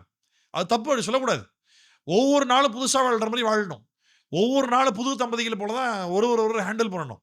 அப்படி இல்லைன்னா ஃப்ரெண்டுன்ற பேரில், ஆஃபீஸ் ஸ்டாஃப்ஸ்ன்ற பேரில், தெரிஞ்சவங்கன்ற பேரில், ரிலேட்டிவ்ஸ்ன்ற பேரில், ரட்சிக்கப்படாதவனும் சரி, ரட்சிக்கப்பட்டவனும் சரி, பாவ சிந்தையோடு இருக்கிற அநேகர் தங்கள் இச்சைகளை நிறைவேற்றிக் கொள்வதற்காக அன்புன்ற பேர்ல பெண்களை விளை வைக்கிறதுக்கு எப்பவுமே நம்ம சமுதாயம் தயாரா இருக்கு. ஸோ குடும்பத்தில் ஆண் பெண் ஹஸ்பண்ட் ஒய்ஃப்னு சொல்லும் பொழுது ஒருத்தர் பாவத்தில் விழுறாங்கன்னா, எஸ் அஃப்கோர்ஸ் அது அவன் செஞ்ச பாவம் தான். ஆனால் அவன் பாவத்தில் விழுற அளவுக்கு இன்னொரு நபரும் இடம் கொடுத்துருக்காங்கன்றதான் விஷயம். நித்திய ஜீவனாகிய கிருபையை பெண்களும் சுதந்திரிக்க போறாங்க. அதனால அவர்களோடு கூட உன் மனைவியோடு கூட விவேகமா வாழு, செய்ய வேண்டிய கணத்தை செய்யி. இந்த கணம்ன்ற வார்த்தை வந்துட்டு கிரேக்க மொழியில் என்ன வார்த்தை தெரியுமா? 1 பேதுரு 3:7. You husbands in the same way like with your wives in an understanding way as with someone weaker since she is a women and show how honour as a fellow heir of the grace of life so that your prayers will not be hindered. Show her honor. கணப்படுத்து இல்ல, செய்ய வேண்டிய கணத்தை செய்யுங்கள். கணம்ன்ற வார்த்தை கிரேக்க வார்த்தை போட்டிருக்கு. இந்த கிரேக்க வார்த்தை உங்களுக்கு என்ன படிக்க தெரியலனா, ஆங்கிலத்தில் ப்ரொனன்சியேஷன் இருக்கு பாருங்க, என்னன்னு இருக்கு கீழே பிராக்கெட்ல. நான் அதை படிக்க ரொம்ப ஆச்சரியப்பட்டேன். நான் ஒரு முறை யோசிச்சேன், கணத்தை செய்யுங்கள், மனைவிகளை கணப்படுத்தணும். என்ன இந்த கணத்துக்கு என்ன வார்த்தை பயன்படுத்திருக்கீங்கன்னு திறந்து பார்த்தா டைமா. நான் டைம்ன்றது இங்கிலீஷ் வேர்டு தானே, கிரீக் வேர்டா அப்படின்னு பார்த்தா, ஆமாம் டைம்ன்றது கிரீக் வேர்டு. அப்புறமா தான் புரிஞ்சது, கிரீக்கில் இருந்து தான் நிறைய வார்த்தைகள் வெளியே வந்திருக்கு தெரியுமா. இன்னைக்கு கூட இங்கிலீஷ் மெடிசன்ஸில் பயன்படுத்துகிற எல்லா மெடிசனில் இருக்கிற எல்லா வேர்ட்ஸுமே கிரீக் வேர்ட். தெரியுமா தெரியாதா? தெரியாதா? இப்போ டேப்லெட் வாங்குவீங்களா கடையில்? டேப்லெட் ஷீட்டாக வாங்குவோமா? அந்த டேப்லெட்டில் அந்த மேனுஃபேக்சர் பண்ண கம்பெனி சிப்லான் கம்பெனி பேர் இருக்கும். சிப்லானா சிப்லாவில் வேறு கம்பெனி கம்பெனி பேர் இருக்கும். பேராசிட்டமாலில் போட்டிருப்பாங்க பெருசாக. இல்ல மெட்டாசின்னு போட்டிருப்பாங்க. அந்த அந்த அந்த அந்த மக்கள் ப்ரொனவுன்ஸ் பண்றதுக்கான ஈஸி நேம் இருக்கும். அதெல்லாம் கொட்டை எழுத்துல பெருசா இருக்கும். அத கீழ குச்சி குச்சியா மெலிசா அப்படி எழுதியிருப்பாய்ங்க பாரு. அது வாயில படிக்கவே வராது. எல்லா மெடிசின் நேமுமே கிரீக் வேர்ட்ஸ் தான். மெடிசின்ல அல்டிமேட்டா டாக்டர்ஸ் தான். டாக்டர் சிம்பிள் தெரியும்ல? தெரியுமா தெரியாதா? ஒரு பறவை மாரி, 2 ரெக்க மாரி, அதுல 2 பாம்பு சுத்திட்டு இருக்கிற மாரி. எங்கேருந்து வந்துச்சு தேடி கண்டுபிடிங்க. தேடி கண்டுபிடிங்க. அதெல்லாம் எங்கேருந்து வந்துச்சு? ஏன் பண்ணாங்க? இது எல்லாமே கிரீக்ஸ் ஆட்களுடைய இது.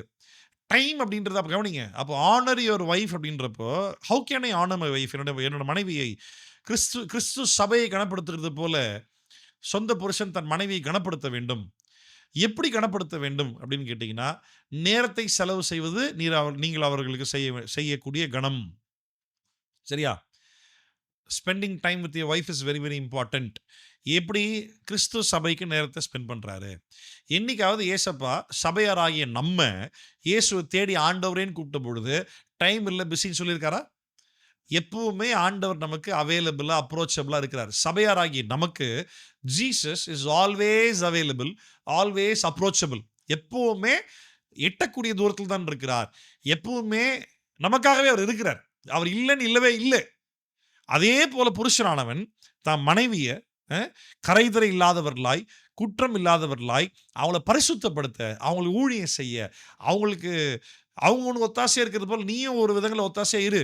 அவங்களை சீஷராக்கி, அவர்களையும் சத்தியத்தை உருவாக்கி, அவர்களை கர்த்தருக்குள்ள ஸ்திரப்படுத்தி, எல்லாவற்றிலும் மனைவி மேல் அன்பு கூர்ந்து இல்ல தமக்கு முன்பாக நிறுத்திக் கொள்ள வேண்டும். ஆமா.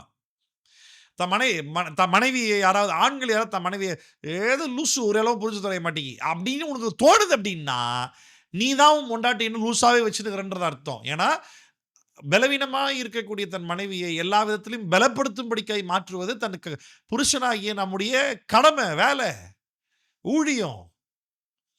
ஞாபகம் 1:33 அதிகாரத்தில் பவுல் சொல்றாரு, தன் சொந்த குடும்பத்தை நடத்த தெரியாதவன் சபை நடத்துவது எப்படி? குடும்பத்தை எப்படி நடத்துறது? எப்படி? மனைவி கை பிடிச்சிட்டு அப்படியே பிள்ளை 2 கை பிடிச்சிக்கோ, நான் நடத்துறேன் குடும்பத்தை, அப்படியே வாக்கிங் போயிட்டு நடந்து வர்றதா? இல்ல. நடத்துவதுனா என்னது? சீஷராக்குவது, அவளை உருவாக்குவது. இயேசு எப்படி சபைக்காக தம்மை தாமே ஒப்பு கொடுத்தாரோ, அதே போல மனைவியானவன் புருஷனானவன் தன் மனைவியை சகல விதத்திலும் கரைதரை இல்லாதவர்களாய், அவங்களோட பிளேமை போய் வெளியே சொல்றது இல்லை, அவங்க குற்றத்தை போய் வெளியே பேசுறது இல்லை, அவங்கள பத்தி 4 பேர்ட்ட சொல்லி காட்டுறது இல்லை, அவங்களோட அறியாமையை பார்த்து கிண்டல் பண்றது இல்லை, அவளை உருவாக்குவது, ஹெல்ப் பண்றது, கைட் பண்றது, டீச் பண்றது, மாஸ்டர் பண்றது.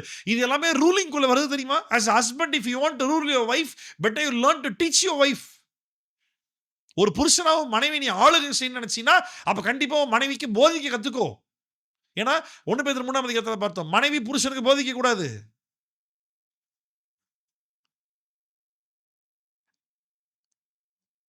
அந்தபடியே புருஷர்களும் தங்கள் தங்கள் மனைவிகளை மேல பார்த்து தன் சொந்த புருஷனுக்கு கீழ்ப்படிய வேண்டும். அதே போல இங்கேயும் அதே மாதிரி புருஷர்களும் தங்கள் மனைவிகளை, மத்தவன் பொண்டாட்டி மேல ஆசைப்படாத, மற்ற பெண்கள் மேல கண்ண போடாத, உன் சொந்த மனைவி மேல அன்பாயிரு. தங்கள் மனைவிகளை தங்கள் சொந்த சரீரமாக பாவித்து அவர்கள் அன்பு கூற வேண்டும். தன் மனைவியில் அன்பு கூறுகிறவன் தன்னில் தான் அன்பு கூறுகிறான். தன் மனைவி மேல் அன்பா இருக்கிறவன் தன்னில் தானே அன்பா இருக்கிறானா? தன் சொந்த மாம்சத்தை பகைத்தவன் ஒருவனும் இல்லையே. கர்த்தர் சபையை போஷித்து காப்பாற்றுகிறது போல ஒவ்வொருவனும் தன் மாம்சத்தை போஷித்து காப்பாற்றுகிறான். புரியுதா? பொண்டாட்டியை வேலைக்கு அனுப்பிட்டு புருஷனா வீட்டில் உட்காந்து சாப்பிடணும்னு ஆசைப்படாத, அது நல்லதே கிடையாது. பொண்டாட்டி வீட்டில் வச்சு, ஏம்மா பத்திரமா இரு, வீட்டில் இரு, சந்தோஷமா இரு, பிள்ளைகளை பார்த்துக்கோ, நல்லா நிம்மதியாக இரு, நான் கஷ்டப்படுறேன் உனக்காக, நான் வேலை செய்கிறேன் உனக்காக, அதை சொல்லியே காட்ட மாட்டேன். நான் உனக்கு போஷிக்கிறேன், நான் உன் தேவைகளை சந்திக்கிறேன், நான் பார்த்துக்கிறேன் உன்னை, என்னால் என்ன முடியுமோ அதை நான் நிச்சயமாக நான் பண்ணுறேன், எக்ஸ்ட்ராவாகவும் பண்ணுறேன், அதுதான் என்னால் முடியும். இதுதான் நம்மளை ஆண்டவர் இவ்வளோ தான் வச்சிருக்காருன்றதை புரிஞ்சுக்கிட்டு அதை தாண்டி நீ எக்ஸ்ட்ரா ஆசைப்படாத, எக்ஸ்ட்ரா கேட்காது, இருக்கிறதுல சந்தோஷமாக வாழலாம். இதை முதல்ல மனைவிமார்களுக்கு சொல்லி கொடுக்கணும். தான் பொண்டாட்டியை தான் சொந்த சரீரமாக பார்க்கணும், தான் சொந்த சரீரமாக பார்க்கணும். அநேக வீடுகளில் புருஷன்மார்கள் வந்துட்டு நல்லா நல்ல பொருட்கள் வாங்க, மேக்கப் பண்ண, ட்ரெஸ் பண்ண, நல்லா தங்களை ஹேண்ட்ஸமாக காட்டிக்கெல்லாம் பண்ணுவாங்க. மனைவிமார்களை சரியாக பார்த்துக்கிறது இல்லை, ஒழுங்காக ஒரு ட்ரெஸ் வாங்கி தர்றதில்ல, வாங்கி கொடுத்தாலும் புலம்புறது. சில இடத்துல பார்த்தா பொண்டாட்டிமாருங்க புருஷன்கிட்ட இருந்து மொத்தத்தையும் உறிஞ்சிடுறது. புருஷனை பத்தி புருஷன் சாப்பிட்டாரா, வந்தாரா, போனாரா, எதை பத்தியும் கவலை இல்லை. இருக்கிறாரா, ஏன்னா அவனுக்கு தேவையான உடனே செய்றாரா, அது வரைக்கும் சந்தோஷம் அப்படின்னு. ரெண்டுமே தப்பு, ரெண்டுமே தப்பு. புருஷன் தன் மனைவி தன் சொந்த சரீரம்னு சொன்னா, அப்ப மனைவிக்கு புருஷன் யாரு?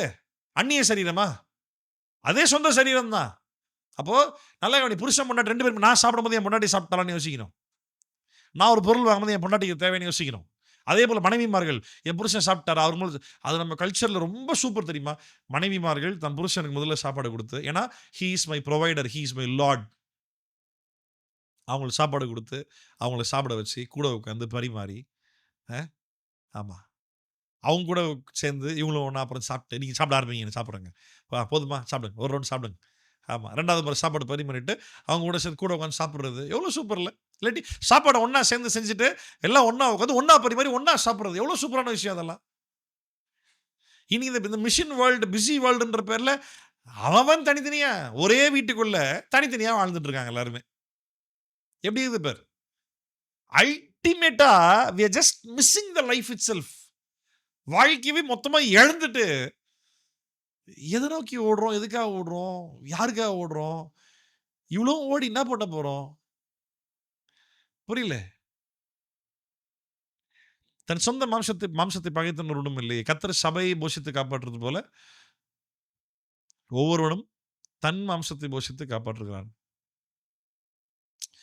நாம் அவருடைய சரீரத்தின் அவயங்களாயும், அவருடைய மாம்சத்திற்கும், அவருடைய எலும்புகளுக்கும் உரியவர்களாயும் இருக்கிறோம். இது நிமித்தம் புருஷனானவன் தன் தகப்பனையும், தன் தாயையும் விட்டு, தன் மனைவியுடனே இசைந்து, இருவரும் ஒரே மாம்சமாயிருப்பார்கள். இந்த ரகசியம் பெரியது. நான் கிறிஸ்துவை பற்றியும், சபையை பற்றியும் பேசுகிறேன். இந்த ரகசியம் பெருசுன்றத வச்சுன்னு எவ்வளோ பேர் எவ்வளோ கதை எழுதுகிறாங்க தெரியுமா செய்தியில? நானே நிறைய செய்தி கேட்டிருக்கிறேன். ஒரு ரகசியமும் இல்ல. எ கணவன் மனைவின்ற ரகசியம் இல்ல. கிறிஸ்துவும் சபையும்ன்ற அந்த ரகசியம். அது பயங்கரமானது அப்படின்றாரு. எப்படியும் உங்களிலும் அவனவன் தன்னிடத்தில் அன்பு கூறுவது போல, தன் மனைவியினிடத்திலும் அன்பு கூற கடவன். மனைவியும் புருஷனிடத்தில் பயபக்தியா இருக்க கடவள். மேல வாசிச்சோம்ல, மனைவியானவள் தன் சொந்த புருஷனுக்கு கீழ்ப்படியணும். நடுவுல வாசிச்சோம், மனைவியானவள் தன் சொந்த புருஷனுக்கு எந்த காரியத்திலும் கீழ்ப்படிந்திருக்க கடவள். கடைசியா வாசிக்குமே கீழ்ப்படியணும்னு இல்லையே. இல்ல? பயபக்தியா இரு. மேல இருந்து வாசிச்சது எல்லாமே அதுதான். Subject yourself, subjugate yourself, wilfully surrendering, accepting your husband as your king. மனப்பூர்வமாய் தாழ்த்திக் கொள்வது, மனப்பூர்வமாய் தன் புருஷனை உயர்த்தி வைப்பது, மனப்பூர்வமாய் தன் புருஷனுக்கு கீழ்ப்படிவது. இல்ல? இங்க கடைசியா பாருங்க, பயந்திருக்க கடவுள், பயபக்தியா இருக்க கடவுள் அப்படின்ற வார்த்தை. Respect your husband. நல்லா கவனிங்க. Every husband has a challenge to love his own wife. Every wife has a challenge to respect her husband. இது எல்லா ஃபேமிலியுமே இருக்குது. இது பிசாசுனுடைய தந்திரம், இது விழுந்து போன பாவ சுபாவம், இது மாம்ச இச்சையை நிறைவேற்றக்கூடிய ஒரு எண்ணம் அப்படின்றத ஒருபோதும் மறக்காத. If you have a challenge to respect your wife, you are literally listening to the devil. உன் புருஷனை ரெஸ்பெக்ட் பண்ண, கனப்படுத்த, உன் புருஷன் மேல் பயபக்தியா இருக்க உனக்கு வரல, அதுல பெரிய சேலஞ்ச் இருக்கு அப்படின்னா, உன் மாம்ச இச்சைகளை நீ நிறைவேற்றும்படிக்கு பிசாசுக்கு செவி கொடுக்கிறன்றதான் உண்மை. அதே போல ஆண்கள் கவனிங்க, தன் சொந்த மனைவியை நேசிக்கிறவன். அந்த அன்புன்ற வார்த்தை நான் சொன்ன பத்தியா, கரைதல் இல்லாதவர்களாய், பரிசுத்தம் உள்ளவர்களாய், பலவீனமானாலும் கூட, பலவீனமாக இருந்தாலும் கூட அவளை அக்செப்ட் பண்றவர்களாய், அவங்களை டிசைபிள் பண்ணி அவங்கள பத்தி வெளியே போய் காட்டி கொடுக்காம, பிளேம் பண்ணாம, கேவலப்படுத்தாம, அசிங்கப்படுத்தாம, அவமானப்படுத்தும்படிக்கான பேச்சுகள் பேசாம, தனக்குள்ளாய் வைத்துக்கொண்டு அவங்களுடைய மிஸ்டேக்ஸ் எல்லாம் இவங்க அக்செப்ட் பண்ணி, பரவாயில்ல, இட்ஸ் ஓகே, நான் பார்த்துக்கிறேன், நான் கரெக்ஷன் பண்ணி, கவலைப்படாத, நான் அதை ரெக்டிஃபை பண்றேன், நீ கவலைப்படாத. அவன் தான் கரெக்டான ஒரு பிப்ளிக்கல் மேன். அதுதான் அன்பு, அதுதான் அன்பு. அந்த அந்த அன்புன்ற செயல் அதுதான். அந்த அன்பு கூறல அப்படின்னா, ஆண்கள் கவனிங்க, உன்னுடைய மாம்ச இச்சைகளை நீ நிறைவேற்றும்படிக்கு நீ பிசாசுக்கு செவி கொடுக்குற. புருஷர்கள் தன் சொந்த மனைவியிடத்தில் அன்பாய் இருக்கவும், சகல கிரியைகளை செய்யவும், மனைவியானவள் தன் சொந்த புருஷனிடத்தில் எல்லாவற்றிலும் கீழ்ப்படிந்து பயபக்தியா இருக்க கடவுள் அப்படின்னா, சப்ஜெக்ட் யுவர் செல்ஃப், வாலண்டியரா, வில்லிங் இல்லையா. So men are the provider, leader, take carer, protector. இது எல்லாமே மென், ஆண்கள். Women's respect, subdue, subject, accept your husband as lord and king. பிள்ளைகள் மேல உங்களுடைய கவனங்கள், உங்க அதிகாரங்கள் பிள்ளைகள் மேல காட்டுங்க. மனைவிமார்கள் அவங்கள சத்தியத்துல வளர்த்து கொண்டு வாங்க. நம்ம நாடும் குடும்பமும் சரியா இருக்குமானால் ஆண்கள் வேலைக்கு போனா போதும். பெண்கள் வந்துட்டு ஒரு பிள்ளையை பெற்றெடுக்கிறதுக்குள்ளே அவங்க பாடி பாதி போயிடும், கஷ்டம். அதையும் பண்ணி வேலைக்கு 8 மணி நேரம் போய் யுவர் என்ன சொல்றது, ஆண்டருடைய பிளானையும் தாண்டி நீங்க உங்களுடைய பாடியை வந்து நீங்க ஓவர் எக்ஸாஸ்ட் பண்றீங்க. That is not good. அடுத்த தலைமுறைக்கும் அடுத்த சமுதாயத்திற்கும், ஏன் உங்க சொந்த பாடிக்கு இது நல்லது இல்லை ஆக்சுவலா. அதில் 2 காரணம். 1, நம்ம அரசாங்கம் நம்ம நாட்டை சரியா ஆளலைன்ற ஒரு பிரச்சனை, ஃபினான்ஷியல் ஆளலைன்ற ஒரு பிரச்சனை. 2வது, நமக்கு இந்த வருமானம் இருந்தா போதும், இப்படி ஒரு வாழ்க்கை வாழ்ந்தா போதும். அந்த போதும் என்ற மனதுடன் கூடிய தெய்வபக்தி மிகுந்த ஆதாயம். அந்த போதுன்றது இல்லாம இன்னும் வேணும், இன்னும் வேணும். அந்த சொந்த ஆசை. 1 பொலிட்டிக்கல் ப்ராப்ளம், 2வது செல்ஃப் டிசையர்ஸ். இது 2 தான் வந்துட்டு நம்ம காட்ஸ் பிளான் அநேக இடங்கள்ல மிஸ் பண்றதுக்கான காரணம். இந்த ஃபெமினிசம், பெண் ஆதிக்கம்ன்றதில் நிறைய பேச பேச ஆட்கள் நிறைய எழும்பி வர பயங்கர பெரிய பெரிய இடங்கள்ல இருந்து ஆட்கள், பெண்கள் ஓப்பனா வந்து பிப்ளிக்கல் ட்ரூத்தை பேசுறதை நான் நிறைய பார்க்குறேன். அதை பார்க்கும்போது நான் ஆண்டவர் உண்மையை ஸ்தோத்திரம் பண்றேன். இவ்வளோ பெரிய சொசைட்டி ஸ்டேட்டஸில் இருக்கக்கூடிய ஆட்கள், பெண்கள் கூட என்ன ஓப்பனா வந்து எஸ் ஐ ஒபே மை ஹஸ்பண்ட்ன்றத ஓப்பனா வந்து சொல்றாங்க அப்படின்றத பார்க்கும்போது சந்தோஷமா இருந்துச்சு. இன்னைக்கும் நம்ம எந்த எந்த கண்ட்ரியை பேஸ் பண்ணி அங்கெல்லாம் எப்படி இருக்காங்க தெரியுமா அப்படின்ற சொல்றோம் பார்த்தீங்களா, அதே கண்ட்ரியில உண்மையா இன்னைக்கும் கர்த்தருடைய பிள்ளைகள் எப்படி இருக்காங்க தெரியுமா? நம்ம வந்துட்டு எப்பவுமே நமக்கு ஏத்த மாதிரியே எக்ஸாம்பிள் பார்த்துட்டு இருப்போம். பிப்ளிக்கலா உண்மையான எக்ஸாம்பிள்ஸ் எங்க இருக்குன்றத பார்க்கறது இல்லை நம்ம. Trying to find convincing examples from the society, not biblical examples. That is very important, ரொம்ப ரொம்ப முக்கியம். சரிங்களா? அப்போ நம்ம இன்னைக்கு இதோட ஸ்டடி நம்ம இன்னைக்கு முடிக்கலாம். நம்ம நெக்ஸ்ட் வீக் நம்ம 6th சாப்டர் ஸ்டார்ட் பண்ணலாம். கிரேக்க ரோமன் வேர்ல்டில், கிரேக்க பாஷையை பேசக்கூடிய ரோம் அதிகாரத்தில் இருக்கிற இடத்துல கட்டாயப்படுத்தி ஒருவனை தனக்கு கீழ்ப்படுத்தக்கூடிய ஒரு அரசியல் சமுதாயமே வாழ்ந்துட்டு இருக்குது. அந்த அந்த மாதிரியான ஒரு இடத்துல, அந்த மாதிரியான ஒரு லிவிங் ஸ்டைல் இருக்கக்கூடிய இடத்துல பால் வந்துட்டு முழுக்க முழுக்க கர்த்தருடைய வெளிப்பாடுனால லீடர்ஷிப்பையும் அந்த அந்த சமத்துவம்ன்றதையும் எக்ஸலண்டா சபைக்கு போதிச்சிருக்கிறாரு. அது ஃபேமிலி, ஹஸ்பண்ட் ஒய்ஃப்ல ஸ்டார்ட் பண்றாரு. 6ஆம் அதிகாரத்தில் நம்ம தொடர்ந்து நிறைய காரியங்கள் பார்க்க போறோம். நம்ம யாருக்கு எப்படி கீழ்ப்படிந்திருக்கணும், எப்படிலாம் இருக்கணும் அப்படின்றத பார்க்க போறோம். நம்ம இதுல சூப்பர்பான எக்ஸாம்பிள்ஸ் என்னன்னா, மனைவி ஹஸ்பண்ட் எக்ஸ்பிளைன் பண்ணும்போது, அதே நேரத்தில் ஹஸ்பண்ட் மனைவி 2 பேருமே சேர்ந்து பிரைட் அப்படின்ற மாதிரி, மனைவி அப்படின்ற பேர்ல சபையாகிய மணவாட்டி, அதே நேரத்தில் சரீரமாகிய சபையில் கிறிஸ்து என்ற மணவாளன், கிறிஸ்து சரீரமாகிய சபை. அதே போல தன் சொந்த மாம்சம், ஹஸ்பண்ட் ஒய்ஃப், பகைக்கிறவன் ஒருவனும் இல்லையே, தன் சொந்த மனைவியை போஷித்து பாதுகாக்கிறவன் தன்னையே போஷித்து தன்னை தான் நேசிக்கிறவனாக இருக்கிறான் இல்ல. ஆமா, என்ன அழகா அதை லிங்க் பண்ணி கொண்டு வராது பாருங்க. மொத்தமா husband wife, husband leader, wife submit பண்ணுங்க ஹஸ்பண்ட்ஸ்க்கு.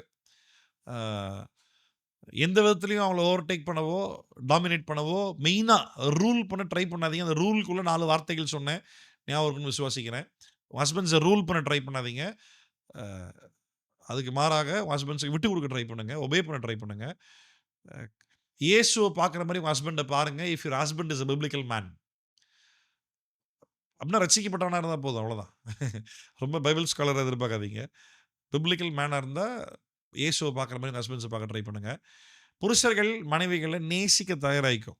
அந்த அன்புன்றது ஒரு பெரிய கிரியை, அன்புக்குள்ள நிறைய இருக்கு. ஆமாம், அது நம்ம இங்கெல்லாம் இயேசு எப்படிலாம் சபைக்காக தன் ஜீவனை கொடுத்தாரோ, அதே போல் ஹஸ்பண்ட் தன் மனைவிக்காக, பிள்ளைகளுக்காக, குடும்பத்திற்காக என்னவோ செய்ய ஆயத்தமாக இருந்துக்கோ. அப்படிலாம் என்னால் முடியாது அப்படின்னா கல்யாணம் பண்ணாத, தனியாக வாழ்ந்துட ஆண்டவருக்காக அப்படியே. ஆமாம், சரியா? இன்னைக்கு நம்ம வருஷத்தில் வாசித்த மாதிரி இதில் நம்ம ஏதாவது மிஸ் பண்ணுறோம், கண்டிப்பாக மிஸ் பண்ணுவோம். ஆண்டவர் அது மாதிரி எதனா உணர்த்தினாருன்னா நீ ஒப்பு கொடுப்போம், மாறுவோம். கர்த்தர் நம்மளை திருத்தட்டும். நம்மளுடைய யோசனைகள், சிந்தனைகள், நம்மளுடைய இன்ஃப்ளூயன்சிங் ஸ்டேட்மெண்ட்ஸ் எல்லாம் உலகத்திலிருந்து வேண்டாம், எஜுகேஷன்லேருந்து வேண்டாம், ஃபிலாசபியிலிருந்து வேண்டாம், பிப்ளிக்கலாக வரட்டுமே. I am influenced by the word of God. கர்த்தருடைய வார்த்தையினால் நான் உருவாக்கப்படுகிறேன். சமுதாயத்தால் அல்ல, என்னுடைய படிப்பறிவினால் அல்ல, தத்துவ ஞானிகளால் கண்டிப்பாக கிடையாது. ஆனால் இதில் தான் அதிகமாக டைம் ஸ்பெண்ட் பண்ணுறோம் உலகத்தில். ஸோ அதனால் back to Bible, back to the word, வார்த்தையின்படி வாழ்வோம். கிறிஸ்து மணவாளனாகிய கிறிஸ்து, மணவாட்டியாகிய சபை. அந்த எக்ஸாம்பிள்ல சபை எப்படி ஆண்டவர் கீழ்ப்படியுதோ அந்த மாதிரி மனைவி கீழ்ப்படியணும். சபைக்காக எப்படி ஆண்டவர் உயிரே கொடுத்தாரோ அந்த அளவுக்கு தான் பொண்டாட்டி புள்ளனா நிக்கணும் புருஷன்னு சொன்னா. அது வந்துட்டு எப்படி ஆண்டவர் சபையை கட்டாயப்படுத்தி எனக்கு கீழ்ப்படின்னு சொல்லலையோ அதே போல புருஷன் தன் மனைவியை கட்டாயப்படுத்தி கீழ்ப்படி வைக்கக்கூடாது. சபையானது எப்படி இயேசு ஓவர்டேக் பண்ண முடியாதோ, இயேசுவை ஆளுகை செய்ய முடியாதோ, இயேசுதான் சபை ஆளுகை செய்யணும். அதே போல மனைவியானவள் புருஷனை ஆளுகை செய்ய முடியாது. புருஷன் தான் மனைவி ஆளுகை செய்யணும். இப்போ இந்த ஹஸ்பண்ட் அண்ட் ஒய்ஃப்ன்ற இந்த எக்ஸாம்பிளில் பால் எடுத்துக்கிட்ட இல்லஸ்ட்ரேஷன் வந்துட்டு காட் அண்ட் சர்ச். இதில் ஒரு பியூட்டியான ஒரு காரியம் என்னன்னா, இது டெம்பரவரி இல்லை. பால் எடுத்த எக்ஸாம்பிள் வந்து ஒரு எட்டர்னல் எக்ஸாம்பிள். நித்தியத்திற்கும் கிறிஸ்துவும் சபை இருக்க தான் போகுது, இல்லாமல் போகவே போகிறது இல்லை. அந்த எக்ஸாம்பிள் எடுத்து பூமியில் கணவன் மனைவின்னு சொல்லி பால் பேசுறாரு அப்படின்னா, அப்படி நல்லா கவனி. நான் பேக் டு ஜெனிசிஸ் கொண்டு போறேன். ஆண்டவர் முதல்ல ஊழியத்தை ஏற்படுத்தல. முதல்ல ஆணும் பெண்ணுமாய் குடும்பத்தை கணவன் மனைவி ஆண்டு ஏற்படுத்தினார். அதுதான் creation. Family is everything. Family is world. Family belongs to God. ஜெபம் பண்ணலாமா? நல்ல பிதாவே, நாங்கள் நன்றியோடு உம்மை துதிக்கிறோம். இந்த ஆசீர்வதிக்கப்பட்டது நல்ல இரவு வேளைக்காய், மாலை வேளைக்காய் உமக்கு நன்றி. ஆண்டவரே, எபேசியர் 5ஆம் அதிகாரத்திலிருந்து அப்போஸ்தலனாகிய பவுல் சபைக்கு போதித்த காரியங்களை நாங்கள் வாசிக்க தேவன் தந்த கிருபைகளுக்காய் நாங்கள் கோடி கோடி நன்றி சொல்லுகிறோம். எங்களோடும் கர்த்தாவே நீங்க இடைப்பட்டதற்காய் உமக்கு நன்றி சொல்லுகிறோம். எங்கள் கர்த்தர் நீர் பெரியவர். ஆண்டவரே, உம்மை போல நாங்கள் புருஷர்களாகி நாங்கள் உம்மை போல எங்கள் மனைவிகளை நாங்கள் நேசிக்க, போஷிக்க, பராமரிக்க, பாதுகாக்க, விசாரிக்க, அவர்களை வழிநடத்த, சொல்லிக் கொடுக்க, போதிக்க, கரைதரையற்றவர்களாய் அவர்களை பரிசுத்தமாய் எங்கள் முன்பாக நாங்கள் நிறுத்தும் அளவிற்கும் நாங்கள் அவர்களை பயிற்சிவிக்க ஆண்களாகி எங்களுக்கு ஞானத்தை, அறிவை கர்த்தர் தந்தருளுவீராக. ஆண்டவரே, எந்த இடத்துல நாங்கள் ரூல் பண்ணணும் அப்படின்னா எங்கே ப்ரொடெக்ட் பண்ணணும், எந்த இடத்துல கைட் பண்ணணும், எந்த இடத்துல நாங்கள் டிசைபிள் பண்ணணும், எந்த இடத்துல நாங்கள் கேர் பண்ணணும், எந்த இடத்துல நாங்கள் கரெக்ஷன் பண்ணணும், எந்த இடத்துல நாங்கள் லவ் பண்ணணும், இந்த டிஃப்ரென்சஸ் கர்த்தாவே நாங்கள் ஈக்குவலாக பேலன்ஸாக நாங்கள் ஹேண்டில் பண்ண ஆவியானவர் ஆண்களாகிய புருஷர்களாகிய எங்களுக்கு தொடர்ந்து உணர்த்துங்க, போதிங்க, அதற்கான தைரியத்தையும் ஞானத்தையும் தாங்க, பெரிய காரியங்களை செய்யுங்கப்பா. பிசாசுடைய தந்திரத்துக்கு விழுந்து போய் விடாதபடிக்கு, மனைவியை நேசிக்கிறேன்ற பேரில் ஒரு புருஷனாய் தன் மனைவியை ஆளுவதற்கு மறந்து போய் விடாதபடிக்கு ஆண்கள் நாங்கள் கவனமாக இருக்க அந்த கிருபை செய்யுங்க. திருமணம் ஆக போகிற பிள்ளைகள் இந்த சத்தியத்தில் உறுதியாக இருக்க அந்த கிருபை செய்யுங்கப்பா. அதே போல் ஆண்டவரே, பெண்களுக்காக நான் செபிக்கிறேன். ஒவ்வொரு பெண்களும் தங்கள் சொந்த புருஷர்களுக்கு கீழ்ப்படிந்திருக்க, புருஷனை கிறிஸ்துவை போல பார்க்க, சாராள் ஆபிரகாமை ஆண்டவனே மை லார்ட் என்று சொன்னது போல அந்த அளவுக்கு தன் புருஷனை ரெஸ்பெக்ட் பண்ண கர்த்தர் கிருபை செய்வீரா. புருஷர்கள் மனைவிகள் நேசிக்கவும், மனைவிகள் புருஷனை கனப்படுத்தவும், புருஷனை ரெஸ்பெக்ட் பண்ணவும், பயபக்தியா இருக்கவும் கர்த்தர் கிருபை செய்யுங்கப்பா. இது நிமித்தமாய் நாங்கள் உங்களுடைய திட்டத்தை குடும்ப வாழ்க்கையில் நிறைவேற்றும்படிக்கான கிருபையை தாரும். இதுல நாங்கள் மிஸ் பண்ணா இதுலயும் நீங்க எங்களை நியாயத்திற்கு நல்ல கேள்வி வைக்க போறீங்க அப்படின்றத நான் மறந்து விடாதபடிக்கு கர்த்தர் பார்க்கிறார்ன்ற பயபக்தியோடு, நீங்க சொல்லியிருக்கிறீங்க உங்களுடைய சத்தியத்தை நாங்கள் கீழ்ப்படியணுன்ற அந்த ஒரு உணர்வோடு ஆண்டவர் எங்கள் குடும்பங்களை சிறப்பாய் வாழ, எங்கள் குடும்பங்கள் இந்த உலகத்திற்கு அநேகருக்கு நற்கந்தங்களாக இருக்க, எங்கள் குடும்பங்கள் அநேகர் முன்பாக ஆண்டவரை சாட்சியாக இருக்க கர்த்தர் கிருபை செய்வீராகப்பா. பெரிய காரியங்களை செய்யுங்க ஆண்டவரே. எங்களை நாங்களே தாழ்த்துகிறோம், நாமத்தை மாத்திரம் உயர்த்துகிறோம். ரட்சகரை மீட்பெருமாகிய இயேசுவின் நாமத்தில் ஜெபிக்கிறோம் நல்ல பிதாவே, ஆமென். என் ஆத்துமாவே கர்த்தரை ஸ்தோத்திரி, என் முழுவதுமே என்னுடைய பரிசுத்த நாமத்தை ஸ்தோத்திரி. என் ஆத்துமாவே கர்த்தரை ஸ்தோத்திரி. கர்த்தர் செய்த சகல உபகாரங்களையும் மறவாதே.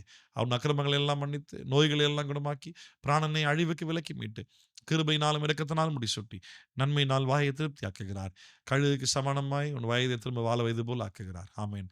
ஆசீர்வாதம் பெற்றுக்கொள்வோம். நம் திரிய தேவனாகிய பிதா, குமாரன், பரிசுத்தாவி நாமத்தினால நம் அனைவருக்கும் கிருபையும் சமாதானமும் தேவ அன்பும் பரிசுத்தாவியானவருடைய அந்நியோன்யமும் ஐக்கியம் இன்றைக்கும் சதா காலங்களிலும் ஆண்டவராகிய இயேசு வரும் வரைக்கும் நம் அனைவரோடு கூட இருந்து நடத்துவாராக. ஆமேன், ஆமேன், ஆமேன். God bless you. மாரநாதா, இயேசு சீக்கிரம் வரப்போகிறார். கர்த்தர் ஆசீர்வதிப்பாராக.